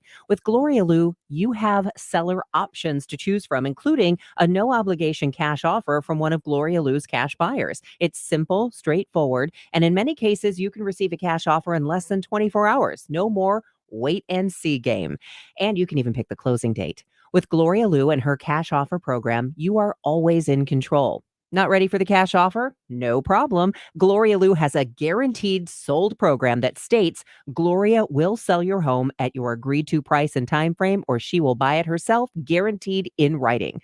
Gloria has solutions and options for every seller. So call today and ask about Gloria's no obligation cash offer program or the guaranteed sold program, 314-325-6888, or online at gloriahasthebuyers.com. Conditions apply. Gloria and seller must agree on price and possession date. At 11:30, we've got sun and 18 degrees downtown at the Arch. Recreational marijuana sales in Missouri officially began today after the state health department unexpectedly began issuing dispensary permits early. The unemployment rate is at a 54-year low of 3.4% and 517,000 jobs created in January. President Joe Biden at a news conference this morning says this report proves his critics wrong and that his economic plan is working. As the economy grows from the bottom up and the middle out, it's my objective for the long haul. Trickle-down economics works for one group of Americans. It doesn't work for everybody. Secretary of State Antony Blinken has postponed a high-stakes weekend diplomatic trip to China as the Biden administration weighs a broader response to the discovery of a high-altitude Chinese balloon over sensitive sites in the western United States. We've got emergency vehicles 70 east to Zumble, and the forecast from Dean DeVore, sunny and cold this afternoon with a high of 28 degrees. Clear to partly cloudy tonight, not quite as cold with a low of 22 early, but temperatures do rise as we go deep into the evening. For tomorrow, sun mixes with clouds, a big turnaround to milder with a high of 48 degrees. Sunday's high, 57. It's 19 at the moment downtown at the Arch. I'm Michael Calhoun, KMOX News. Are you concerned about higher taxes, soaring inflation, and what's next for the stock market? Don't miss Your Retirement Professors this Saturday afternoon at 1 on St. Louis's News Radio, KMOX. Broadcasting from the Underlaw Injury Lawyers, GetJim.com studios. KMOX. After a decade of rising home values, Fed Chair Powell says we're entering a difficult market correction. Translation, your home's value is likely to plunge. That's bad news for all homeowners, but especially if you're retired or nearing retirement and need the cash that's tied up in your home. Here's a smart solution, TrueHold.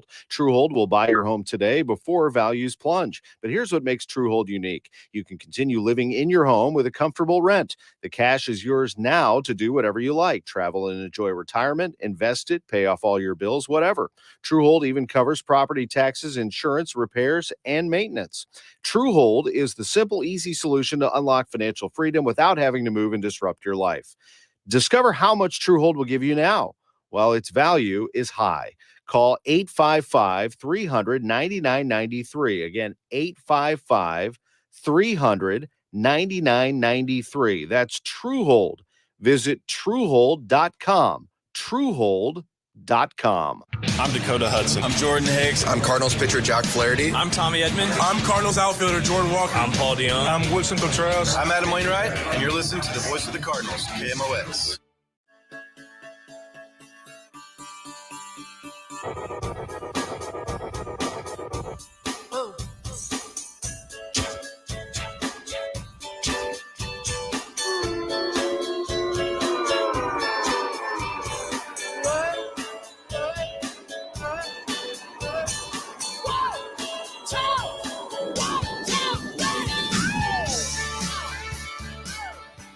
Mark's Coors, Ranji. Well, wait a minute. It sounded like one person. It's Mark's Coors, and it's Ranji. Yeah. You're listening to KMOX, the show. We're on Twitter and Instagram at the show KMOX. And we want you to join us on those platforms so we can send you photos. Mm-hmm. We won't DM you photos, but we will send you some other ones instead. I meant it exactly the way you thought I meant it. We're not going to be doing that. Yeah. We will be talking with Boston Dickerson, one of the great names I've ever heard. Mhm. I love this name, who is the CEO of Show Me Organics, will be with us just after noon because weed dispensaries can now, as of today, begin selling recreational gosh. weed. It was supposed to be Monday. I Yeah. still don't really understand how that happened, how they set a date. When does this ever happen? Where government or any entity sets a date for something, Yeah. you're waiting for the date to happen, and then they go, actually, we're going to do They're it ahead of earlier. schedule. It's either behind Mhm. or on time. It's And never is- ahead of schedule. Is there irony that it is weed that's Weed. ahead of schedule? Okay, Some potheads can get some things done. this may already be taken, but if I had a weed dispensary, I would name it Weed the People. Oh, my God. That's a really good oh, my name. God. Weed the People. Like, Have you Googled it to see if that's anybody's used amazing. it? I haven't. I'll Google it because Okay. I think that's a legit store name. Weed to people. That's not bad. That's so good, right? That's You and I actually pretty should- funny. Oh my gosh. Amy Marks, Coors, and Chris Ugh. Ranji on the show, joined by Mike Claiborne, one of the voices of the Cardinals. You can hear Cardinals games coming up very soon, actually. I believe February 25th will be the first Cardinals broadcast of the year. Here on KMOX, as spring training begins and Grapefruit League play begins, and Claibs is in Florida, and he's with us now on the show. Hi, Mike. Hello, Chris. Hello, Amy. How are you? Hello. Got a question for you. Let's go to the phones, and Chris is standing by in downtown St. Louis. Hey, Mike, long-time listener, first-time caller. Here's my Are you a question. season ticket holder too? Oh, I am a Did season you play ticket, a little ball? season ticket holder for 25 years. Wow. Yeah. You moved to the front of the line. So I was at the game last night. Oh. Okay. No, this is a question for you. We just did our draft, and the draft topic today was low-key phrases that are unintentionally condescending or insulting. So when somebody says something to you and they're not trying to be condescending or they're not trying to insult you, what's a phrase that really bothers you? Right. You know, it's when a person uses the verbal period at the end, it say right. Yeah. Right. Yeah. And I'm like, yeah, I'm listening to you. Where are we missing this connection at? Okay. So they use that as a verbal period instead of just shutting up and stop talking. That's a really good one too. That's a great one. I didn't know. even think 'Cause about that. I do that. My version of that is I say, does that make sense? Yeah. Which is so bad. Does that make sense? Yeah. Yeah. Okay. Okay. Yeah. Okay. Yeah. Yeah. All right. Yeah. The verbal period really rubs me the wrong way these days. That's a great observation. That's really good. I'm with you, Claibs, on that. See, I'm contributing to the show. Yeah. I thank you got very nothing much. else, by the way. Here was mine, but Amy took it because I told her ahead of time what it is. But I got to draft first, and She got to them's pick the breaks. first, and she just wanted to take my pick away from me. Mine is "You're better than that." I hate when You're people better say than that. Yeah. Or "You're smarter than that." Same thing. Yeah, but you know what? Normally, when you say that to someone, you're trying to diffuse a situation that could spiral out of control. I don't know, man. Well, that's when I use so it. that's why it's unintentionally. Well, no, I use condescending. it to remind someone that you're going in the wrong direction on this, or there's a middle ground that we can find. Yeah. Doesn't it depend on the situation? Because I can Yeah. see how if like But I it's- don't say yeah. it. I don't say it just because when somebody says something and I respond with that term, that I'm trying to be the voice of reason or diffuse a potentially volatile situation Yeah. that can unfold. What about I this? just don't say it like if Chris shows up with some outfit that I would not agree with, I wouldn't look at him and say, you're better than that. Yeah. I thought about saying it a couple times, but Yeah. I haven't said it to him yet. So, moving on to some baseball stuff here, Claibs. There was Which, by the way, there's Yeah. a lot of players that are already here. Yeah. I was over the complex yesterday, and I would say of our 26-man roster, there's at least 16 of them already here. It's not that I saw unusual. yesterday. Yeah, not Yeah, anymore. but we're 2 weeks right? out, though. We're 2 weeks away Right. before anybody needs to be here officially. Hmm. And they're already here getting work in. Now, I don't blame them because the weather here is as good as it's ever been at this time of the year. Ugh. I mean, it's been like anywhere from 78 to 84 degrees every day. The wind chill was 3 today. Ouch. Yeah, you would have hated And it. I didn't say that to rub it in. I'm just saying because the conditions here Yeah. are so conducive for guys being outdoors and getting their work in. And maybe it has something to do with how the season ended last year, where it left a bad taste in everyone's mouth and guys want to get back at it sooner than later. But I was really kind of surprised at people, and I'm not talking about guys who are trying to make the team. I mean, when you see Nolan Arenado or Paul Goldschmidt or Tommy Edman or Lars Nootbaar or Juan Yepes all putting work in when they could easily be somewhere else at this time of the year, says a lot about where this team is headed. Well, you answered some of my question. Who are some of the players there? I didn't know if you could say who was down there early. Who's down there working Yes, early. I just mentioned some of the guys. Let's see, Nootbaar, Yepes, Goldschmidt, Arenado, Edman, Gorman, are just a few guys that I just saw in passing. And, you know, I just go over there. I'm not, trying to do video or interview anybody. It's just catching up with guys. And there's some other people in the front office here that I'm friends with and wanted to stop by and see them as well. So, it's a really good, healthy environment. And we're not even close to being official yet. I know once it gets going and games start, it's kind of for a lot of players, they get to a point maybe, second week of March or third week, and they are just ready to go home. Like they're ready to get the season started because a lot of them have been working all off season to get ready. Yeah. But it's about the pitchers. It's about getting pitchers ready, and I understand that. But to take the schedule thing a little bit further, The Athletic today, Jason Stark wrote about how we talk about all these new rules changes about the pitch clock and the bigger bases and all of that stuff. But we haven't really discussed the actual schedule a lot and how different it's going to be. And one of the first things he points out is there's a balanced schedule, and the Cardinals and Cubs are going to play in London before they play a series in St. Louis, which is really interesting to me. It is. And the schedule really will be more impactful this year than ever before because there's no tiebreaker. You are who you are. And when you play everyone, it has a real impact. I think something that nobody's talking about that I think is going to really come into play is, all right, you're playing Detroit, and you're only going to see them once. And all of a sudden you get a rain out. So how are we going to make that game up? So that means that, we're going to play on an off day.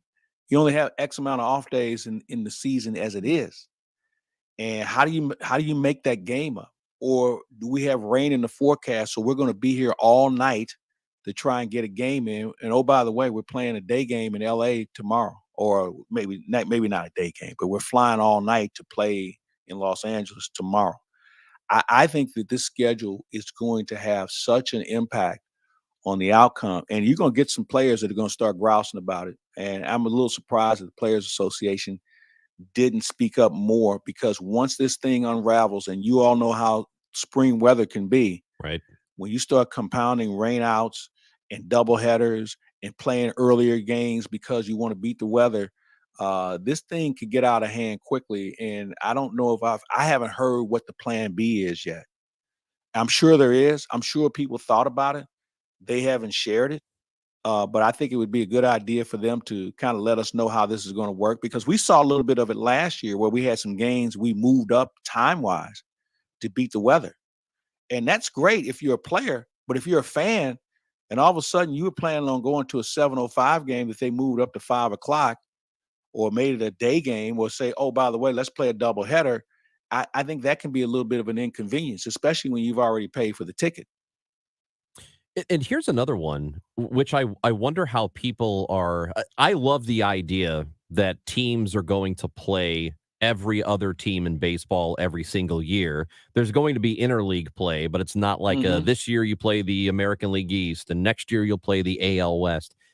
This year, everybody plays everybody, which means fewer games in the National League Central.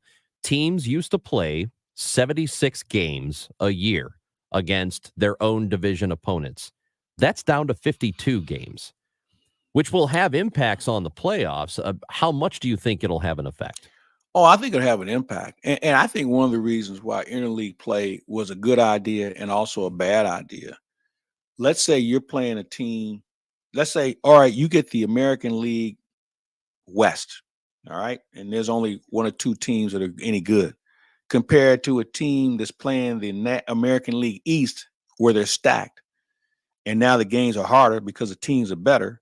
And you are like in a situation where you come up 2 games short of being in the playoffs because you lost to a team that your opponent or the team that gets in didn't have to play. So now we're playing everybody. And I think that creates a little bit more balance. But I also wonder about how it's going to take its toll on players and teams when you have rainouts and delays and things of that nature. Because, you can only play, I believe it's 20 days in a row. All right. You can only play 20 days in a row.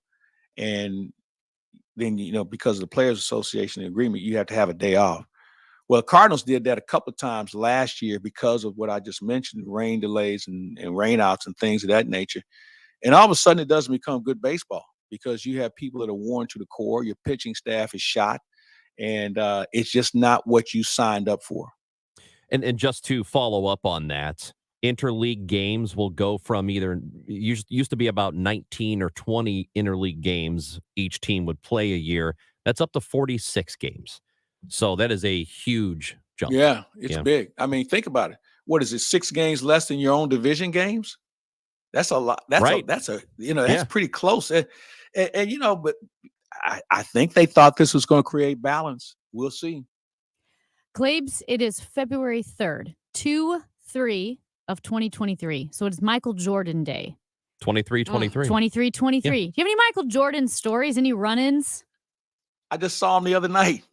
What? What? Yeah. Well, he lives here in Jupiter.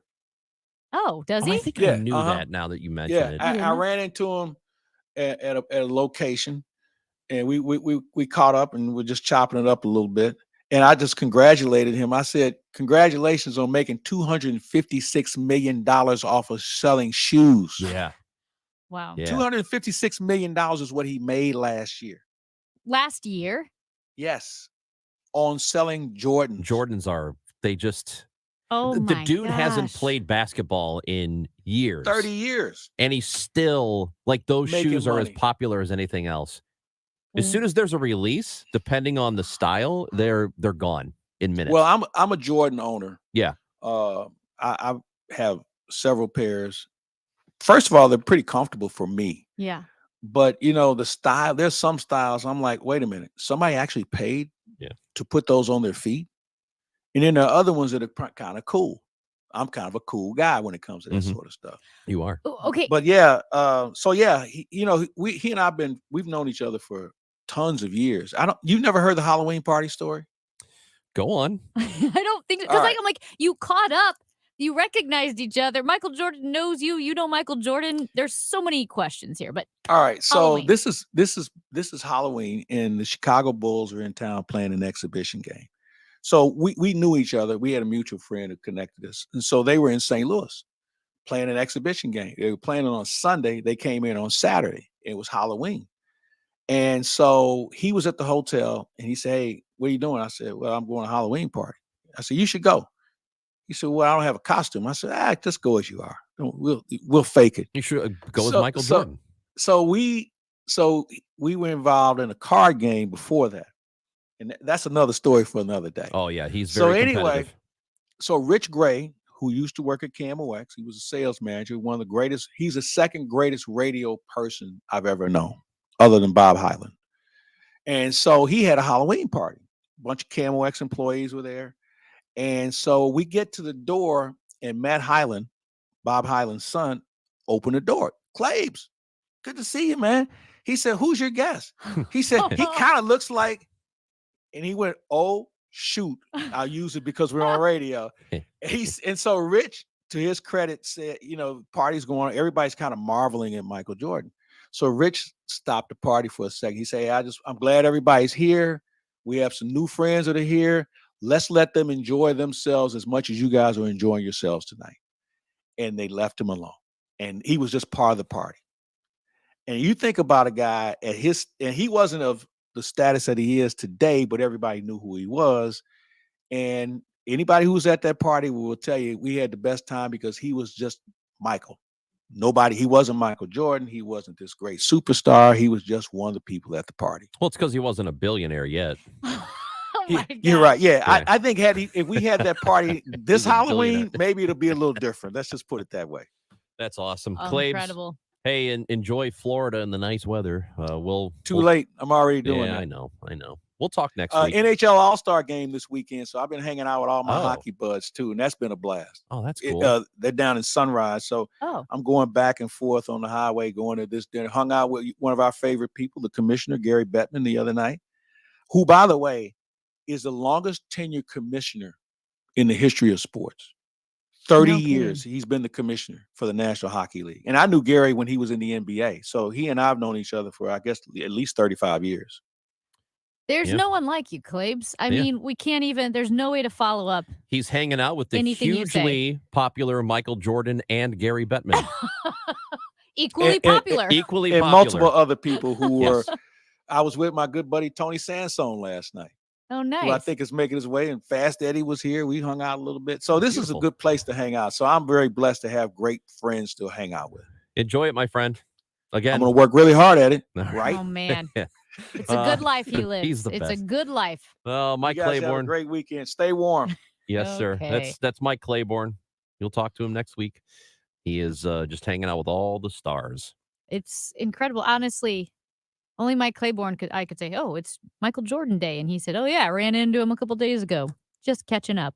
Amy Marks Kors, Chris Ranji. It's the show, and here's Amy to tell you about something. Yeah, I would love to tell you about innovation refunds. Primarily, if you're a business owner. If you're a business owner and your business has 5 or more employees and you guys made it through the past couple of years with everything the pandemic has thrown at you, inflation, supply chain issues, worker shortages, shutdowns, capacity restrictions, all of that. I mean, it's been a struggle. Well, the team at getrefunds.com might be able to help you out.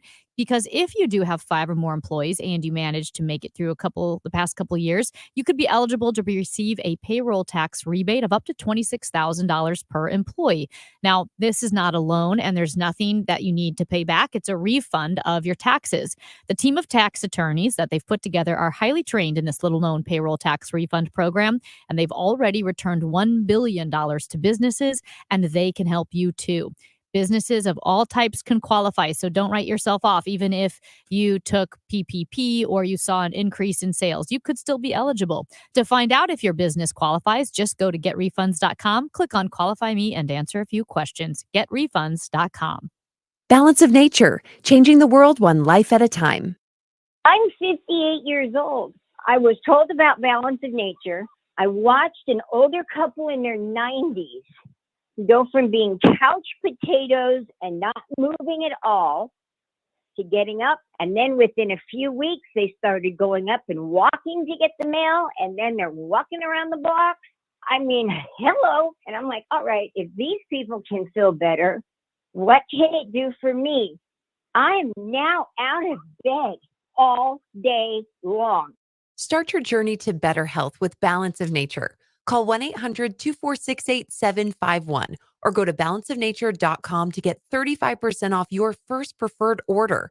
That's 1-800-246-8751. Go to balanceofnature.com or call 1-800-246-8751 and get this special offer by using discount code ARCH. Men suffering from erectile dysfunction or PE, regardless of age or past medical history, you'll see instant results on your first visit at Paramount Men's Medical Center. And for a limited time, your initial consultation and first treatment are totally free. Call now, 314-720-8081. What's up, everybody? Guess who's coming to your screens every Monday, Wednesday, and Friday? No Mercy with yours truly, Stephen A. Smith, is now available on YouTube. For the first time in my career, I've got complete freedom to say my piece on everything beyond the world of sports, unfiltered, and now in video. Join me every Monday, Wednesday, and Friday at the very least for my take on the biggest headlines and conversations with the biggest names in entertainment. Subscribe now so you don't miss an episode. No Mercy with Stephen A. Smith, a presentation of Cadence 13 and Odyssey Studio. Full episodes available now on YouTube. Hi, this is Ken. And Lori Heisey of Heisey Advisory Group. We're dedicated to helping individuals and families work toward their financial goals. Join us Sundays at 9:30 a.m. for Your Retirement Highway. Investment advisory services by individuals through AE Wealth Management, LLC. The choice of a lawyer is an important decision and should not be based solely on advertisements. When children were being fatally injured by window blind cords, Honor Law took on the manufacturers to have dangerous cords banned. Call Onder Law Personal Injury Lawyers at 314 or 6189 million. Track your blood donations right from the palm of your hand and stay updated on special promotions. Download the American Red Cross Blood Donor app today. To learn more, go to redcross.org. Chris Ranji. Wonderful bones, great eyes, and you dress really interesting. On the show.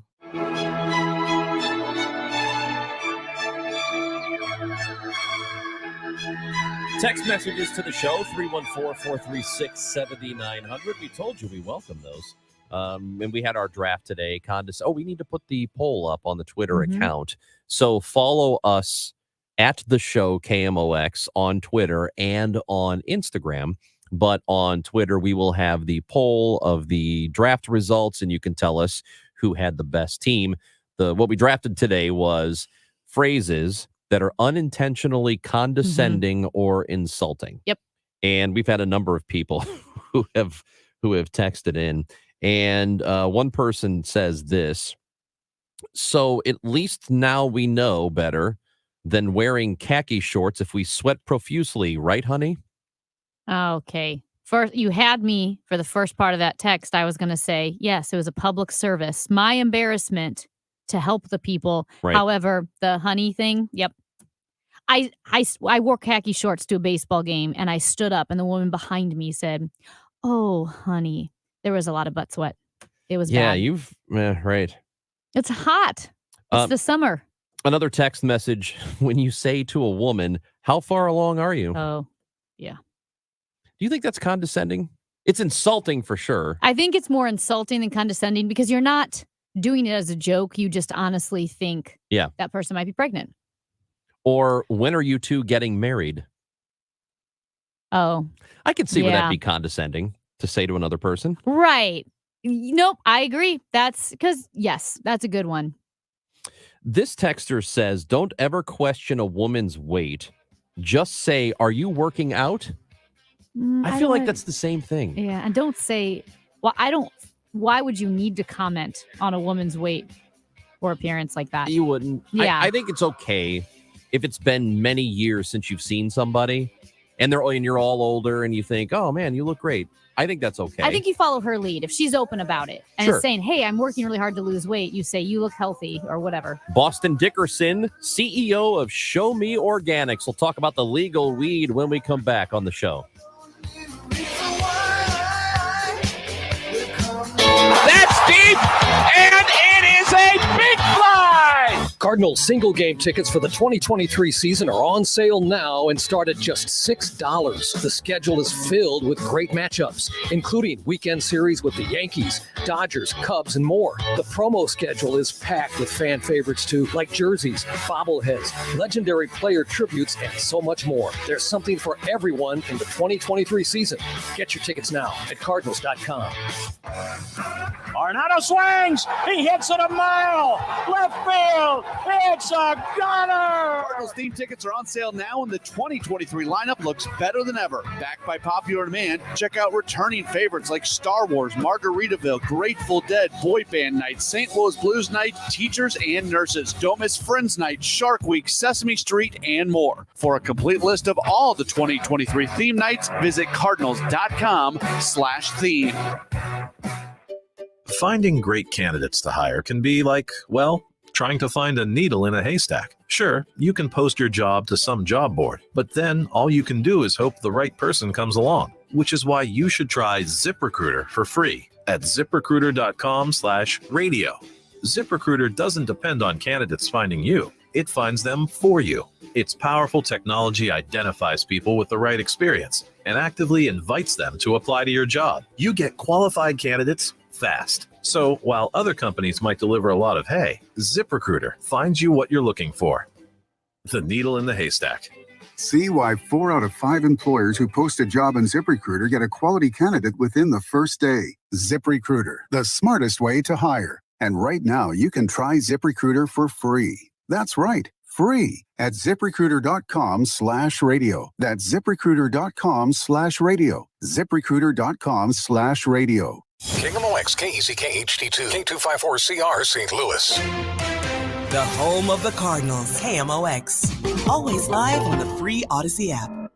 A couple weeks ago, Cole's been in quite a few years, and we had excess of 200 plus phone calls we just couldn't handle in 3 days. 200 plus, that's double what we normally do on the hottest day of the year. That's ridiculous. That would mean I would need 25 more people, which we didn't have. And I appreciate everybody understanding, and hopefully it all worked out for you. And hopefully it's not a sign to come, but definitely without a question, if your furnace is older or you're not sure, definitely call me, have us come out and check your furnace, make sure you're good for this winter. That's Bart Inman, one easy number, Missouri and Illinois. It's 314-293-2600. Again, Bart Inman, 314-293-2600, or Bart Inman, that's Bart with a B, Inman with an I.com. Mid-America's most trusted source for news, KMOX. At 12 noon, it's a sunny sky, 20 degrees downtown at the Arch. The news is sponsored by Michael's Flooring Outlet, the flooring experts, michaelsflooringoutlet.com. I'm Michael Calhoun. Our top story this hour. St. Louis police report 2 of the officers shot last night. One sustained a gunshot wound to his side and was treated and released. The second officer was shot in his torso and arm and was last listed in stable condition. New Chief Robert Tracy says the officers have tried to pull over a Ford truck wanted for a robbery from the 3800 block of Lindell on Tuesday. The truck crashed at 9th and Lafayette, and the suspect fled, firing shots at the officers from the 3rd District. And the new chief is receiving criticism after the shooting. Jane Duker, a lobbyist for St. Louis Metro Police, says police officers under Chief Robert Tracy are cautiously optimistic, telling her he has the right credentials, but Duker believes he may have had a misstep in his message during last night's press conference after 2 of his officers were hit. He said, let's not turn this into a St. Louis issue. This is happening everywhere. And One, I think that downplays what's actually happening here, and it's happening here at a much higher level. And I think that, this city makes a choice every day to not address crime. We're not policing and we're not prosecuting. Duker represents the City and County Police Officer Associations and the Missouri Fraternal Order of Police. Stuart McMillan, KMOX News. If you heard tornado sirens this morning in St. Louis County, you're not alone. The Office of Emergency Management once again accidentally triggered the siren this morning during what they say was a test. China has responded to concerns over a suspected surveillance balloon spotted over U.S. airspace. 我注意到有关报道，正在了解核实情况。 Chinese Foreign Ministry spokeswoman Mao Ning tells the media, "We have noted relevant reports and are looking into and verifying the situation. What I want to emphasize is that before we have a clear understanding of the facts, speculations will do no good to resolving the problem properly." Ning added, China has no intention of violating the territory and airspace of any foreign country and urges calm while the facts are established. The US has been tracking the suspected Chinese surveillance balloon, but officials say the Pentagon had decided not to shoot it down over concerns of hurting people on the ground. I'm Charles de Ledesma. The U.S. job market showed no signs of slowing down last month. It comes as the Fed keeps the focus on combating inflation with another hike earlier this week. CBS News business analyst Jill Schlesinger says the number of jobs added beat out expectations. A bit of good news for the Federal Reserve. Average hourly earnings over the last year were up 4.4%. That is a little bit lower than the 4.5% expected and moving in the right direction from the Fed's perspective. The Fed is hoping to see wages drop down towards the 4% annual increase in order to keep a lid on inflation. The KMOX business desk, tech is hurting. Tough to be a tech company right now. The trio of techs on the A list, Apple, Amazon, and Alphabet, have opened their earnings books on the latest quarter, and all three were weak. Meager demand for iPhones and Macs meant disappointing holiday sales for Apple. Bargain hunting shoppers hurt e-commerce revenue at Amazon. And advertisers scaling back marketing budgets hit the core search business for Alphabet's Google. The common thread is economic uncertainty. Andrew O'Day, Bloomberg Radio. The Dow from Stifels down 79 points to 33,974. We've got some debris on 67 South past Route D. The left lane is closed, and we've got a stalled vehicle 44 East at Elm on the right shoulder. Well, early February sunshine will make 28 this afternoon a little easier to take. It will be in the low 20s early tonight, rising a bit, and then all the way up into the upper 40s tomorrow, and then upper 50s Sunday as that warm-up gets even going more. As we get into the start of the week, we'll be near 60 Monday. I'm AccuWeather meteorologist Steve DeVore, and the voice of St. Louis, KMOX. A sunny sky, 19 in Florissant, 20 in St. Peters, and 20 downtown at the Arch. I'm Michael Calhoun, KMOX News.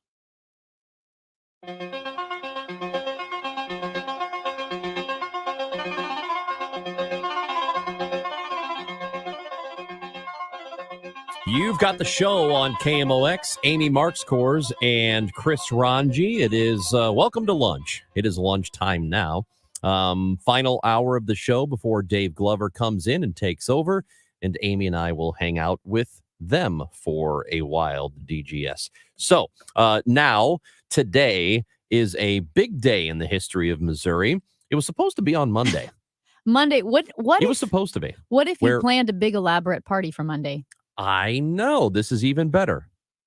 It's better now. Okay. Just change your plans, make it today, because dispensaries in the state of Missouri, the date was supposed to be February 6th, but they got it in ahead of time, and now dispensaries can start selling legal recreational marijuana today. Joining us to discuss that is the CEO of Show Me Organics. Boston Dickerson is with us on KMOX. Good afternoon, Boston. Good afternoon, Chris and Amy. Thanks a lot for having us. So, all right. First of all, let me ask you this question. How did this happen where we get this a couple of days early? Normally, it's either when there's a date set for something like this, it's either the day of it happens or it's late for some reason. You very rarely see something get pushed ahead a few days like this. Yeah, so the Department of Health and Senior Services, who oversees all of the cannabis regulation in the state, never really set a hard date. The emergency rules were set to go into effect today. So everybody had an idea that this could happen, but it definitely did catch a few people off guard. What's the benefit of it happening now? I mean, obviously it's a couple of extra days, but is it a huge benefit or just a minor one? No, I think at first it caught a lot of people off guard. A lot of people were scrambling, and we're hoping it would be on Monday. But the big benefit of it now is now that people are catching wind that sales start today, it's more like a soft opening, whereas everybody was expecting it on Monday. So thankfully, our retail team has killed it, and we are ready to go. We're serving recreational patients as we speak. And Show Me Organic, which is Missouri-based, Show Me Organic, a Missouri-based cannabis company. You guys are purchasing or just purchased an 80,000 square foot cannabis growing and manufacturing facility in Kansas City. That was already one of the nation's largest private multi-state operators in the industry. And you guys will now be owning that, running that. What is the significance or the impact of that for Missouri now that it's in your hands? Yeah, our whole team, it's a family-owned business. We're from Missouri. All of our products are made by Missourians. Our team, again, born and raised here. So for us to be able to now control the supply chain from seed to sale, all the way through the growth process into the hands of our dispensary partners all around the state, we can really focus on creating the highest quality of products and really cutting costs to get that medicine and now recreational marijuana to patients at an affordable cost. It's interesting, and you use the word patients to describe people who will do this recreationally. Is that how it's still viewed? I know that your company has been around for a long time, and we were not talking about just getting started this week. Is that how you view it, that people who use marijuana, even if it's just for fun, are considered patients? I do think that there are medical uses for the plant, no matter in what setting you use it. The terminology that I use, patients, is just so baked into my vocabulary over the last couple of years. So, patients and customers, I should say now. Nice. I figured it was a habit thing. I wanted to clarify. I just thought it was an interesting way to say that. Yeah. When it does come to the different terminology regarding marijuana, I mean, I know very little. I'm not a user myself, either medically or recreationally. So forgive me if this is a really stupid question, but when you mentioned you're growing marijuana, cannabis for medicine and for now recreational use, are those different strains or different types of cannabis that you're growing for those different uses? No. So currently we do have, a line of products that are specifically focused on medical patients, tinctures, capsules, other processed products. But the distinction right now between medical and recreational products are made at the point of sale. So it's the same products going to the dispensaries that medical patients and recreational patients will buy. The distinction is just on the allotment limits. You can carry a little bit more cannabis if you're a medical patient, and the taxes are a bit lower for you. What exactly are the allotments? We were reporting on this earlier today that you can go in now and you can go to the dispensaries, but it's not like you can walk in and buy up the whole store. No, that's correct. So for recreational cannabis, the purchase limit is 3 ounces per day. So one person could go in and buy 3 ounces. That's a possession limit in the law currently. And if you're a medical patient, depending on your severity of illness, you can carry 4 ounces or go in and purchase 4 ounces per month. Again, just for 101 purposes, user-wise or use-wise, what does 3 ounces mean?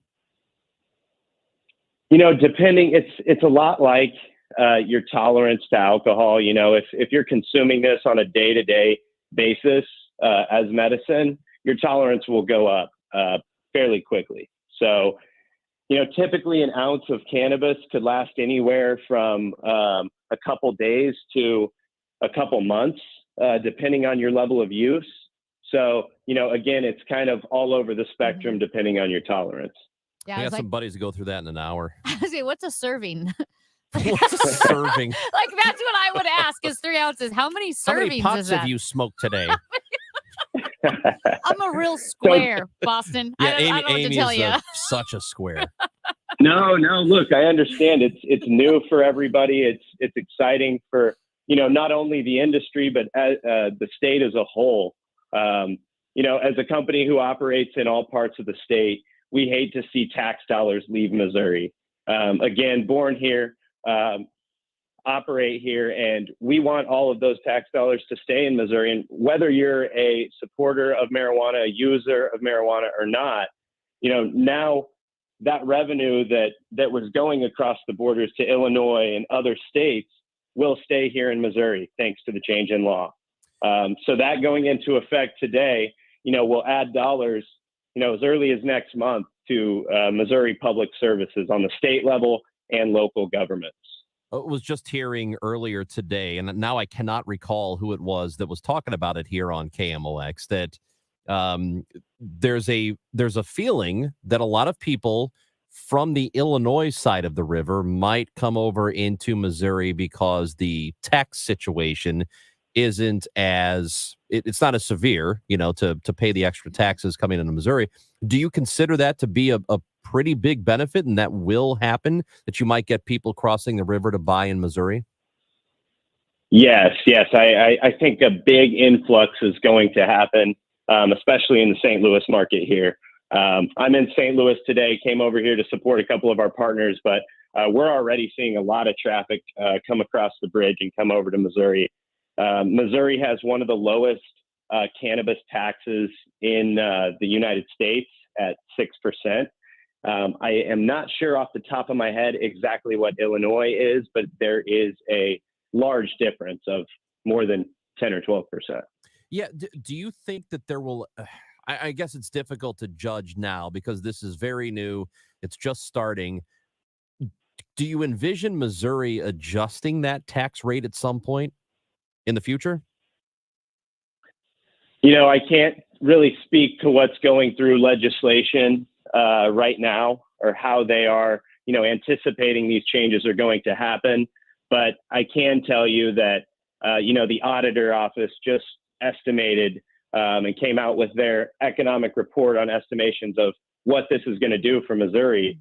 And, on the lowest number on the scale, they said this is going to bring a minimum of $39 million of tax revenue at the state level and another $14 million to local governments and municipalities throughout the community, state. Yeah, and by the way, to answer that question from a moment ago, it's a 10% tax rate for cannabis flower in Illinois if the THC is 35% or less. If it's above that, then it's a 20% tax. So those are the numbers, and that's pretty steep.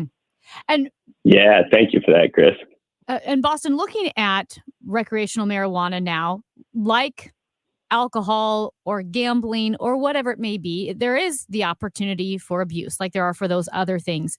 I don't know what is with your company, your responsibility, or is there legislation that includes in the cannabis industry some responsibility to help with resources or preventative means to help identify or prevent potential abuse or abuse? Yes, there are. And, everything from caffeine to cannabis to alcohol, you're right, does have this potential for abuse. Thankfully, cannabis has never killed, an overdose on cannabis has never killed anybody. But yes, we are, a portion of those tax dollars for Missouri now go back to public funding in schools for drug abuse programs and other funding mechanisms to ensure that, these people who are just learning about cannabis for the first time do understand the risks and know that it is like anything else, everything in moderation. For somebody who is like Amy, total square, who wants to, who's thinking about dabbling, who kind of wants to, I'm not saying you want to. Oh, yeah, no, I'm just not saying me. if you're Sorry, a square. Boston, it's not my cup of tea. It's not Amy's thing. Hey, I completely understand. But let's say you're not boring, and you kind of want to, you want to dabble in it, but you're kind of intimidated. I don't know, where should I go, or what should I do? Like, what is a first timer? What should they be looking for? How much should they be thinking about? Just some tips for that person who's never done this before. Yeah. I compare cannabis a lot to wine and the experience part of it. So, much like at the local bar, if you go to your local dispensary, there's a bud tender instead of a bartender. So relying heavily on these bud tenders is where I would recommend a lot of people, first-time users, start, because these bud tenders live through, the last couple of years in the medical industry. They understand the brands who are doing it right. They understand what dosages fit new people, depending on your method of consumption, right? Whether you like flower or edibles, that's really your best resource to get pointed in the right direction. Boston Dickerson, we appreciate your time, CEO of Show Me Organics, and the website is showmeorganics.com. We appreciate your time, and I guess congratulations. This is a big deal. So best of luck to you moving forward, and thank you for visiting with us today. Yeah, thanks a lot for having me on, guys. I appreciate it, Chris and Amy. Thank you. Boston Dickerson of Show Me Organics. And if you're wondering, it is illegal to have weed, but you need to consider yourself, consider it the same way you think about alcohol if you're going to get in a car. You cannot be high and drive a car. You just can't. Yeah, different occupations, work, that type of thing. It's like alcohol. You would not show up to work high, drunk, or right. high. Yeah. I mean, this is definitely the direction the culture is going. I have my concerns. Like I said, it's not my cup of tea. I do fear that with everything else, you're looking at the risk and the benefits. I feel like it's a net risk for society. That's my opinion. Obviously, culture is moving in a different direction. So yeah, it'll be interesting to see what happens moving forward. I think it might help people calm down a bit. Just relax. Just relax. Have some weed. Calm yourself. You're condescending all the time. Amy Marks, Kors, and Chris Ranji on KMOX. 2 ways to listen to KMOX in your car. 98.7 in the city, 11:20 a.m. further out. The voice of St. Louis, KMOX.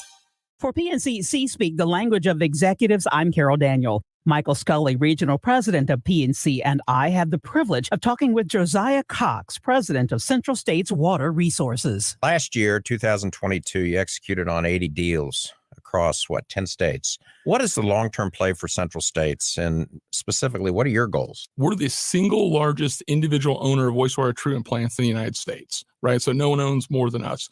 And I think at 800, we're less than 1% of the total plants in the United States. There's so much work to go do. So from really our perspective, one of the things I love to say is we love what we do and the fact that we're changing these communities, but there is a ton of work to do. So really from our perspective, we want to keep growing the business. We're getting into kind of larger deals, some towns, municipalities that need to privatize to get out of the business is kind of the next phase for us as we look across the country. For our current and previous podcasts, visit KMOX.com/PNC C-Speak. PNC C-Speak, the language of executives. Hi, Kent Newbold for Newbold BMW. Your BMW is worth more than ever before, so don't trust your maintenance to a bunch of amateurs. Come see the factory-trained technicians at Newbold BMW in O'Fallon, Illinois, or at newboldbmw.com. You'll be sold on Newbold. When you're an innovative business, every blinking cursor, every blank page is an opportunity. What will you do with it? Will you make something better or create something new? Our Dell Technologies advisors provide you with tools and expertise to do incredible things. Because we believe there's an innovator in all of us. For advice on smart PCs powered by Intel vPro that's built for business, call a Dell Technologies advisor at 877-ASK-DELL. For the ones finding new ways to ensure the job always gets done. For the ones wearing many hats. For the ones who are hands-on, even from far away. And the ones keeping business moving forward. We are Grainger, offering professional-grade industrial supplies, plus real-time product availability and access to experts ready to answer your toughest questions. Call, click Grainger.com, or just stop by. Grainger, for the ones who get it done. Download Upside and start getting cash back wherever you roll. It's like having your own hype man. Get an average of 17% cash back at restaurants. Oh, it's dinner time. Average of 13% on groceries. Get those groceries. 10 cents per gallon average cash back on gas. It's go time. Plus, cash back at participating convenience stores too. Stacks on stacks. Users can earn hundreds of dollars a year, 3 times more than other apps. Upside, show me that money. All right, we get it. It's easy. Just sign up for the free Upside app and start getting cash back for doing you. Download the free Upside app and use promo code DOYOU for an extra $10 cash back on your first purchase of $10 or more. That's promo code DOYOU for an extra $10 on the free Upside app.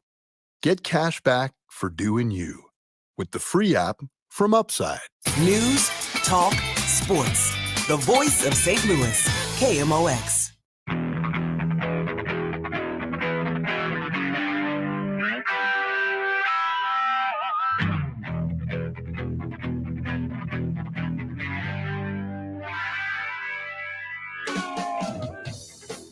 Amy and Chris on the show on KMOX. And one thing I have learned, well, I've known Amy for 6 years? 6 years? I was going to say 6. 5-6 years. COVID threw everything off because it's like a black hole of time. Right. So when I say a year ago, in my head, it's 2019. I think it's been 6 or 7 years. It's not 7. It's 6. You would know if it's 7. Do I sign a contract after 7? It already feels like 10. It feels if like it was 100. 7, it would be 100. I feel like you've somehow ruined my whole life. Oh my God, get serious. That's not on the list, but that's a good one. What, get serious? Get serious. That is a pretty good condescending thing. Yeah. I Get have not serious, put the man. poll up on Twitter yet. We want you to follow us at the show KMOX, please, on Twitter. And we will have the poll of our draft, and you'll get it. Just go and Don't you'll beg get it. people. You're better than that. I didn't beg, did I? You said please. Oh, I said please. I don't mean please. Yeah, you're better You than do that, whatever you Raj. want. Dude, follow us, don't follow us. I don't care. So here's one thing that I have known in the 5 or 6 years or 7 or 12 that I've known Amy Okay. is that you are generally unagreeable. You're generally a disagreeable person. It's very hard to get you to agree with me. Okay. I disagree with you See what I'm saying? because I admitted 2 days ago that we've had enough conversations, productive conversations about capital punishment Right. that you've swayed me. A little bit. Yeah. I mean, you still have thoughts on it, and that's okay. Yeah. So there was a poll done just recently by Pew Research. And I don't think I'm surprised by this necessarily, but because of our politics and how things are and how divided everything is, I'm so tired of the word divided. But I mean, But we're it is. divided. I mean, that's know, not a. I know. Yeah. I know. Here's what they found, that people who consider themselves Republicans or leaning Republican, the percentage of people who want their Congress people, their Republicans in Congress, to stand up to Joe Biden on issues important to GOP voters, even if it's harder to address critical problems in this country. Almost 2/3 of Republicans want other Republicans in Congress to stand up to Joe Biden. What's so funny? This is hard to follow. Okay, so wait. They want It is? they want Republicans to stand up to Joe Biden, even if what? It becomes harder to address critical problems. So we have critical problems in the country, right? If it becomes more difficult to do that, just because you're opposing Joe Biden, you still want you still want your members of Congress to do that. I guess I'm a little confused by the phrasing. Only, wouldn't you argue that Democrats and Republicans would probably define critical problems differently? Like, what if they think standing up is the critical problem? What if they think it is the critical problem? Like, what if they think standing up to Joe Biden that they are standing up to critical problems? Well, whatever it is, 2/3 of you want to stand up to Biden no matter what. Gotcha. which is a high number. The same exact question was asked of Democrats, people who are either Democrats or lean Democratic, and only 41% want them to do the same with the GOP president. I would find that hard to believe that fewer Democrats would push back against standing up against Trump. You're telling me if Trump 58% of Democrats or people who lean Democrat say work with GOP to accomplish things, even if it disappoints some of his voters, even if it disappoints some of Joe Biden's voters. Nearly 60% of Democrats say they want their people to work with the GOP. I guess they're either asking two different questions, because if you reverse it, I'm guaranteeing you Democrats aren't saying we'll go along, it's less important to stand up to Trump. I think it's pretty clear what's being said here, that 2/3 of Republicans don't want them to work with Joe Biden on anything because they don't like Joe Biden. I mean, I don't like Trump, but I feel like that would be the same with This Trump. says 58%. Work with the GOP to accomplish things, even if it disappoints Joe Biden's voters. Right, but Trump's not president. So what this is saying is Republicans are less agreeable. That's what it says. I'm just reading you the poll numbers here. You know what? This is Pew Research, man. Your Pew Research. Your Pew. This is the show on KMOX. I consider myself sort of a student of life. What's on Dave Glover's mind? I've noticed recently that we are going through a reset spiritually. But if that's going to go away in large measures, it's going to be replaced with something. Even if it's just, I am God, I am Dave, I am this, I can do it all. Like, we're going through weird times, and the people who either never had religion or have given it up are looking to replace it with something, and I just think that's fascinating. The Dave Glover Show, weekdays beginning at 1 on KMOX. This Valentine's, it will be love at first sight when you see Diamonds Direct's Classics Collection.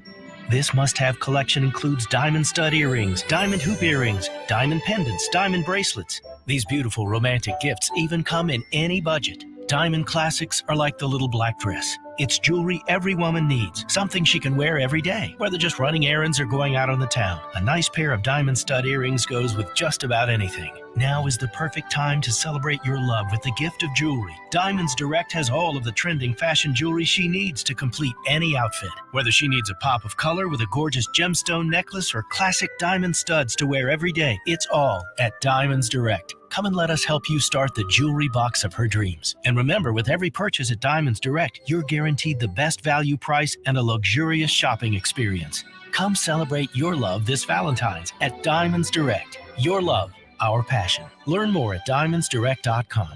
Balance of Nature, changing the world one life at a time. I'm a retired RN, and I know to eat vegetables and stuff like that. I was taking my Balance of Nature because I was always tired. I was so weak, I could hardly get around. And so when I went on it, you wouldn't believe, in the first 3 weeks, I was hopping around and everybody said, "What the heck are you taking?" I said, Balance of Nature. Get yourself some and see how it feels. Listen, anybody I get a chance to say it when they go, "What the heck do you take?" I say, Balance of Nature. Start your journey to better health with Balance of Nature. Call 1-800-246-8751 or go to balanceofnature.com to get 35% off your first preferred order. That's 1-800-246-8751. Go to balanceofnature.com or call 1-800-246-8751 and get this special offer by using discount code ARCH. At 12:30, we've got sun, 21 degrees downtown at the Arch. The Pentagon says the Chinese spy balloon is currently over the center of the country and moving east. Press Secretary Brigadier General Patrick Ryan says the balloon is maneuverable and it has violated U.S. airspace. We currently assess that the balloon does not present a military or physical threat to people on the ground at this time. And we have a report from the National Weather Service in Kansas City that they are seeing a large balloon visible on the horizon from the office in Pleasant Hill, Missouri, and across the Kansas City metro. And they confirmed that it is not a National Weather Service weather balloon. Officials in Austin say that ice storm damage was worse than originally estimated, and they were unable to restore power to everybody as fast as hoped. Austin Mayor Kirk Watson apologized. Providing clear and accurate and timely communication to the public is essential in an emergency like this. And once again, the city hasn't delivered. This has been a persistent challenge over the past several years, and public frustration is absolutely warranted. The Kirkwood City Council gave preliminary approval last night to an ordinance governing marijuana businesses. City Attorney John Hessel says they're going for the maximum of 1,000 feet from churches, schools, and daycares. In addition, we're recommending that any applicant go through the special use permit process. So planning and zoning and the city council have an opportunity to address whatever unique circumstances are associated with that particular type of an operation. He says it's the most aggressive regulation allowed under the new state law. The bill must be perfected, then have final passage at a future meeting. And the forecast is sponsored by the Penn Mutual Life Insurance Company. Sunny, cold this afternoon, high 28.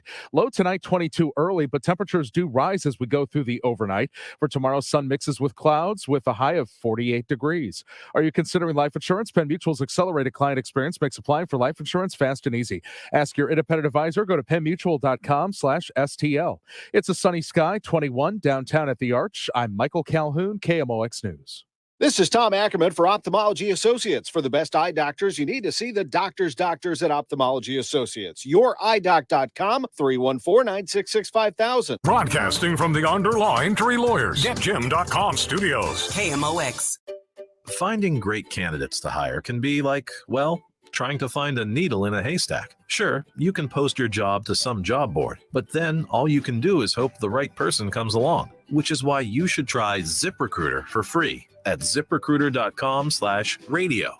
ZipRecruiter doesn't depend on candidates finding you. It finds them for you. Its powerful technology identifies people with the right experience and actively invites them to apply to your job. You get qualified candidates fast. So while other companies might deliver a lot of hay, ZipRecruiter finds you what you're looking for. The needle in the haystack. See why 4 out of 5 employers who post a job in ZipRecruiter get a quality candidate within the first day. ZipRecruiter, the smartest way to hire. And right now, you can try ZipRecruiter for free. That's right, free at ZipRecruiter.com/radio. That's ZipRecruiter.com/radio. ZipRecruiter.com/radio.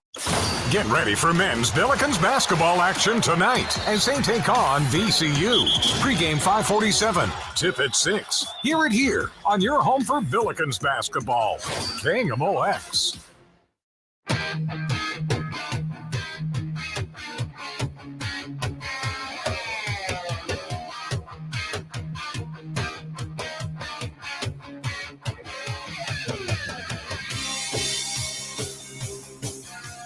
Amy Markskorth and Chris Ranji on KMOX. The Dave Glover Show comes up at 1.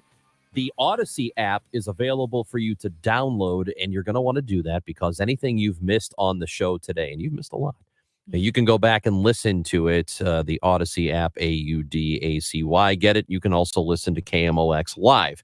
We are going back to the guest line. John Tamny is a political editor at Forbes, a senior economic advisor at Toreador Research and Trading, and editor at RealClearMarkets.com, joining us this afternoon on KMOX. Good afternoon, John. How are you doing? I'm great. So good to be here. John, thank you for joining us. I've got a question. As someone who has gone to bat for oil companies and is pro-business, not going to lie, after spending the past year watching the price at the gas pump, changing some of my plans because gas is so expensive, I was a little astounded to see Exxon posting a profit of about $56 billion, the largest profit from any Western oil company ever. Shell just reported a record annual profit of $41.6 billion. How does that happen? Well, I like successful companies. I'm reminded of 2008. Everyone was mad about the bailouts, and with good reason. So would we prefer companies to thrive or to fail? So that's the first thing. The second thing is that, yes, I think what happened is Exxon suddenly enjoyed much higher oil prices and sold at that market price, and in so doing, enjoyed major profits. Is that a bad thing? I don't think that's a bad thing. Profits are the incentive. They are the remuneration of investment in the production of something that people want. And so these are things I want in general. Well, yeah, no, everybody wants a profitable company, but why should the profits for a company far exceed, or why should there be no risk for them and all the risk is on the consumer? Well, I don't think that's fair to say. And when you think about it, what do companies do? They are taking risks all the time. They're taking on inventory all the time that they may not be able to sell at a certain price. And so they could lose on that. Let's not forget that Exxon was kicked out of the Dow Jones Industrial Average not too long ago because its fortunes had dimmed.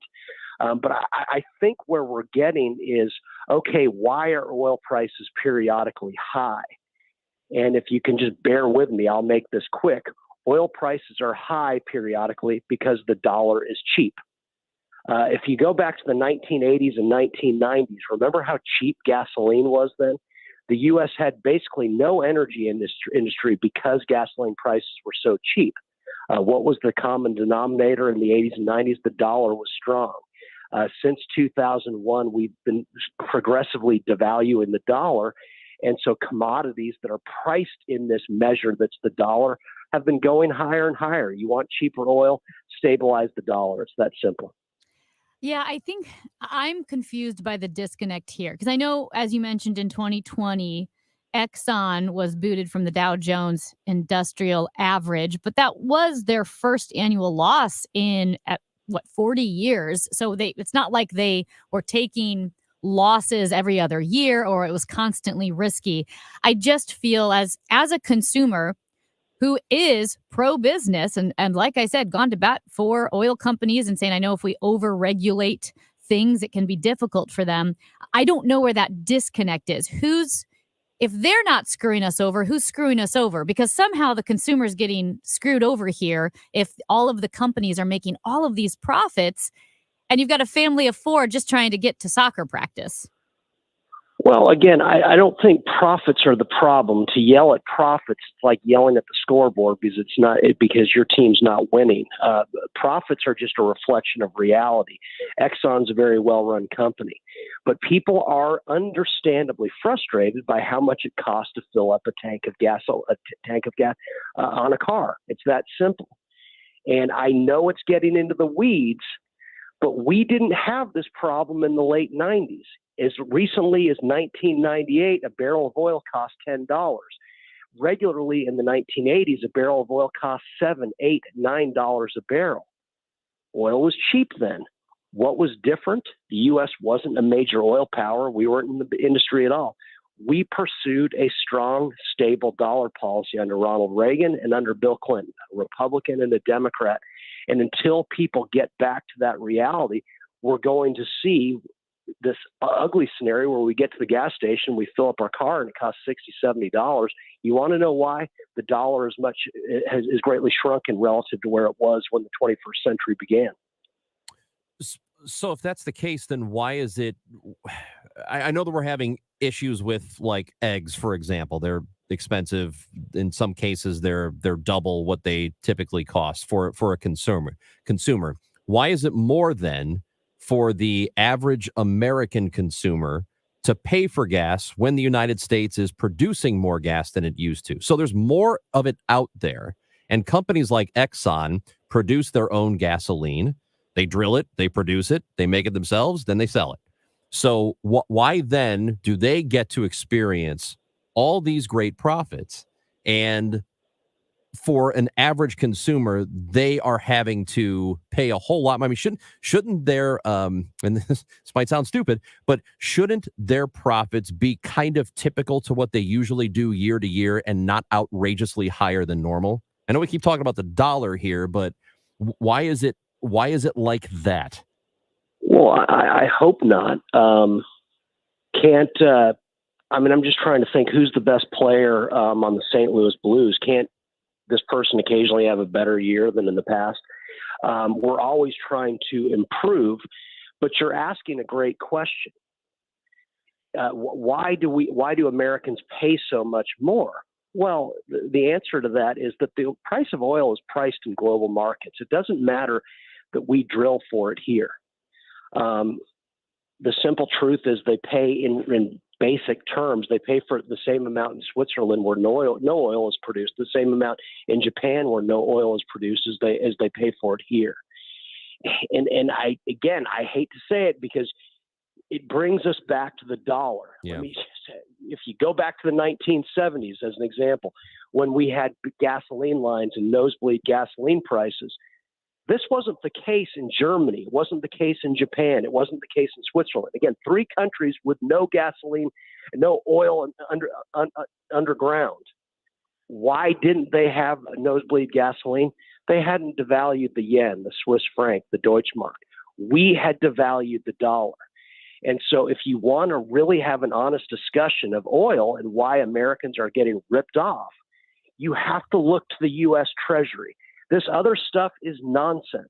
Oil is, again, a global price. If you want it to be cheaper, you've got to look to the dollar.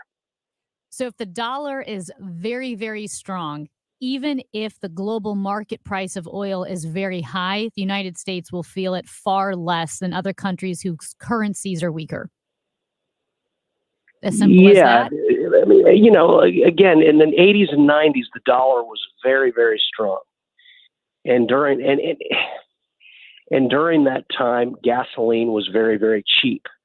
When George W. Bush got into office in 2001, a devalued dollar was one of his policy choices. And so think back to the early 2000s. There's this myth that we just discovered expensive oil in recent years.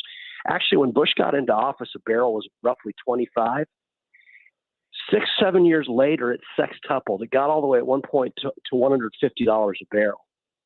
And so what was that? Did oil companies suddenly forget how to extract oil and bring it to market? No. Oil's priced in dollars, and the dollar was greatly shrunken relative to where it was when Bush got into office.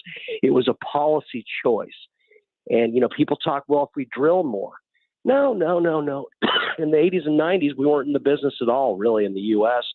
There was really no energy industry, no extraction industry, but oil was cheap because it's priced, once again, in global markets. And so it's a dollar phenomenon. You won't hear this from many people. People say we need to frack more, we need to do all this other stuff. But if you look at it honestly, it's about the dollar. Some of my more conservative friends will say, gas is high because Biden, shut down the Keystone Pipeline. It goes back to the Keystone Pipeline. And what you're saying is it doesn't have anything to do with that. Utter nonsense. I mean, we always hear that, well, Biden hates the energy industry. Okay, well, then George W. Bush was an oil man. Why did gasoline become so expensive under him? Ronald Reagan, one of my heroes, certainly didn't hate the oil industry.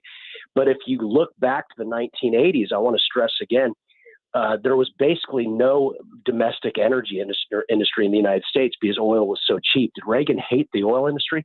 No, Reagan did, however, love a strong, stable dollar. In fact, when he ran for president in 1980, he ran on reviving a dollar that had been debased in the 1970s.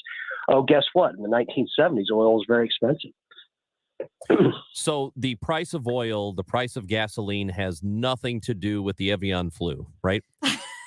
That's what I got from this conversation. I mean, okay, look, how about let's look at it very simply. Yeah. If you suddenly shrunk the length of the foot to 6 inches, let's redefine the foot as 6 inches. I'm going to call you up and I'm saying, oh, guess what? I'm 12 feet tall. But see, you're not going to notice any different in me, and it wouldn't change either of you at all either. That's all money is. Money is just a measuring stick. And so when you shrink the measuring stick, you change the money price of the good. You don't change its real price. It's not that oil has become expensive in modern times, but in dollar terms, it's become quite a bit more expensive. I mean, you're going to kill me for this, but look, when the 21st century began, a dollar bought 1/260th of an ounce of gold. Today, a dollar buys roughly 1/1900th of an ounce of gold. Gold is this constant measure out there that currencies are defined in terms of. Is it any surprise that oil is much more expensive, that gasoline is much more expensive? The dollar is quite a bit cheaper relative to where it was when the 21st century began. So a person listening, the average person is going to listen to this and say, okay, great. When is gas going to cost less? That's when's it going to cost me less? When do you think that would happen, or is it going to? My dear, sincere hope is that someday we get another Reagan or, yes, a Bill Clinton. It's not a Democrat or Republican thing. Both parties have occasionally been good on this, that says it's not in our interest to devalue the currency, the dollar that Americans earn. Every American earns dollars. So let's stop fiddling with the dollar's value. Let's stop pursuing devaluation of the dollar. When we do that, we will see the price of oil gradually decline. That is exactly what happened in the 80s and 90s. It's an unsung story that's not told enough. I'm very grateful that you allow me to tell you the story. I worry that your ratings are going to go down, but Well, you could have someone else we already come on solved and that tell problem. Yeah. about fracking and let's tell Saudi Arabia to make more oil and everything. They'll tell you all sorts of things, but this is a dollar phenomenon. Sorry, it just is. John Tamny, we appreciate Yeah, your time. thank you so much. Talking to a couple of economic dopes over here. I know. Really helping us out. Well, I'm thrilled to be here. You know what that means? You're coming on again soon. Well, I said, to explain more stuff to us. Anytime I can come on the legendary KMOX, anytime you'll have me on, I'll be on. Oh, that's it. Now you're on every week. Thanks, John. Well, thank you so much. John Tamny, political editor at Forbes, visiting with us here. Certainly a complicated issue, but what people hear is, dude, it's expensive. So make it less expensive. What do we have to do to make gasoline less expensive? I really liked that conversation. It's very interesting because I am confused by it, and the way he laid it out really helped. So good stuff. Amy Marks-Kors, Chris Ranji, you are listening to the show.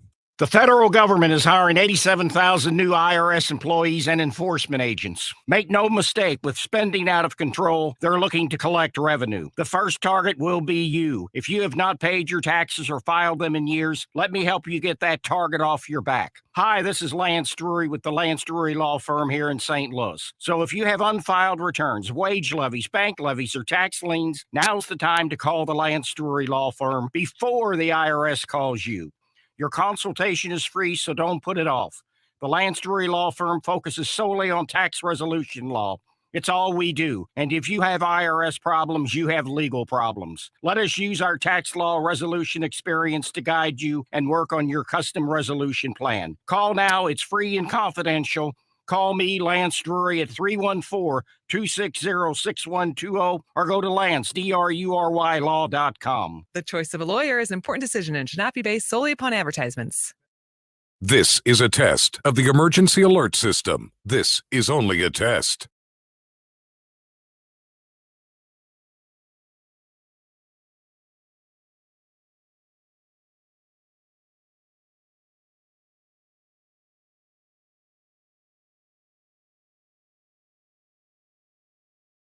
This has been a test of the emergency alert system. This was only a test. SSM Health welcomes the St. Louis Golf Expo February 3rd through the 5th at St. Charles Convention Center. Get bonus golf and pro tour tickets while they last. Shop 70 exhibits, get lessons, savor beer and cocktails. VIP tickets at stlgolfexpo.com. Every day, children throughout the Midwest are diagnosed with critical illnesses that would qualify them for a wish from Make-A-Wish. In fact, more than 75 children are waiting for a wish right now from our local chapter. You can help by becoming a volunteer for Make-A-Wish and assist in creating hope for local children facing overwhelming challenges. As a Make-A-Wish volunteer, you'll have a unique opportunity to see just how far your impact can truly go. Join the mission at makeawish.org/volunteer. The choice of a lawyer is an important decision and should not be based solely on advertisements. At Underlaw, we're looking for brave clients who've been injured and are ready to stand beside us in our fight to improve the safety of our community. Call Underlaw Personal Injury Lawyers at 314 or 618 $9 For all your communication needs, check out the Center for Hearing and Speech. Call today, 314-968-4710 or chsstl.org. The greatest radio talk show host ever. Now, more of the show.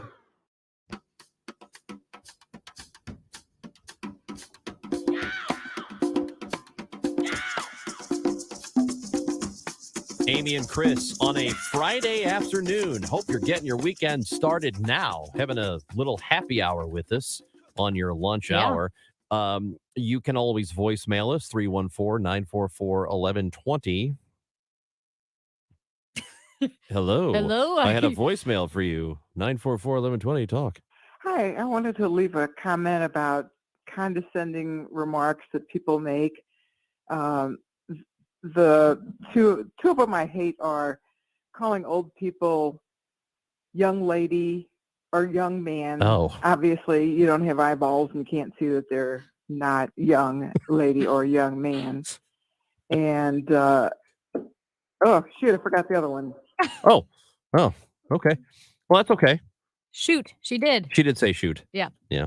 I can see that being really condescending. I get it. So, actually, I was going to quote a comedian, but I think it was Bill Cosby. Oof. But he said, "We're old, not stupid." You know how people sometimes they talk down to older people. Well, hello, young lady. You're looking very pretty today. Oh, you're 85 years young. Yeah. That one's probably really condescending. Yeah. Oh, I don't like that. That's Hope nobody that's ever a good says that to me. suggestion. Do we have the poll up yet? Oh, yeah. It's on Twitter at Okay. the show KMOX. So you can listen to it. You can go and look at it at the show KMOX, and then you'll be able to vote for the best team in our condescending phrases or words draft. Unintentionally condescending. I feel like I'm gonna win this I one. think you might. Your pick is my pick, so Yeah. Well, and also, again, in order to make my list, all I had to think of was any conversation I've ever had with you. okay. And I was able to That's just not very make nice. my list. I can't wait to hear this. I don't think we're going to have time to Not for the whole thing, but- to do it. Or will we be able to get to it? You told me about a John Hancock interview. I think it was titled, Marconi Awards. John Hancock interviewed a owner, it was a weed dealer, when this first conversation about legalizing marijuana in Missouri, Mhm. it started, maybe this was a couple of years ago. And it went down in the annals of history for being one of the finest interviews KMOX has ever aired. Primarily, the interviewee was having a hard time following John's questions. Was he high? He was out of his mind, higher than a kite. And John would ask him, I think at one point, John Hancock even, he broke the fourth wall and said, "Radio Magic here at the Voice of St. Louis." The dude had no idea. No idea. And John would ask him a question. And it was painful. It was 5-6 minutes long. And John would ask a question. The guy would say, "Yeah, definitely. I'm sorry, what?" Yes. I love that so much. And I reached out to the illustrious former executive producer of the Charlie Brennan Show, Chris Myhill, who sent us the audio. We were just trying to get the exchange in time because it really was.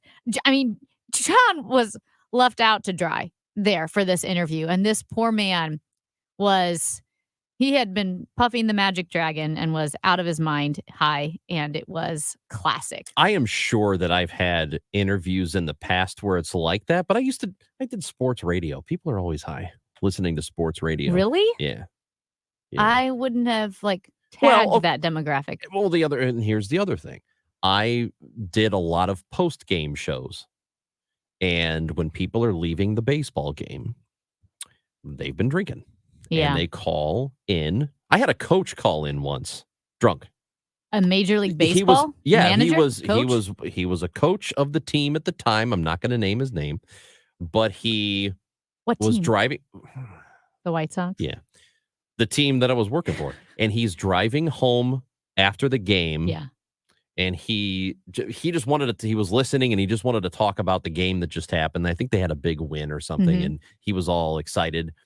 And he's quite a few in. And he said, "Hey, I'm driving home right now. Well, I pulled over. I pulled over to the side of the road. I had a few Presidentes, if you know what that is." And a Presidente is, I think it's a Venezuelan or Dominican beer. I can't remember. It's a South American beer. And he said he pulled over. He caught himself and said he pulled over. to talk, and I don't even know what he talked about. I just know that he was very clearly intoxicated driving home from the ball game. That's not great No, for a it's lot not of good. reasons. Yeah. No, it's definitely very bad. Oh, but man. everybody heard about it Yeah. because I had players. In fact, Mark Burley, one of our St. Louis's very own Mark Burley, when I saw him, he came up to me in the dugout before the game and he said, "Did so-and-so call you drunk?" He was like, "I want to hear it." Well, yep. Here's what it we'll happened. do.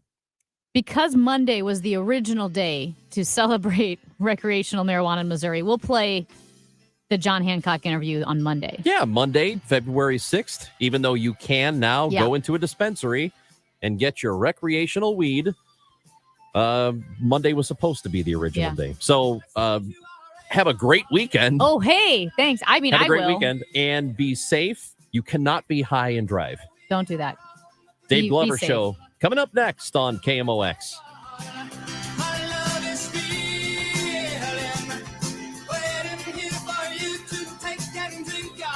I'm Brian Westbrook with Coalition Life. Over the past decade, Coalition Life has served thousands of women in crisis pregnancies, helping to save the lives of the children that they carry. Help us build a better community while also reducing or completely eliminating your Missouri taxes with a 70% tax credit. A $1,000 donation today to help these women could cost you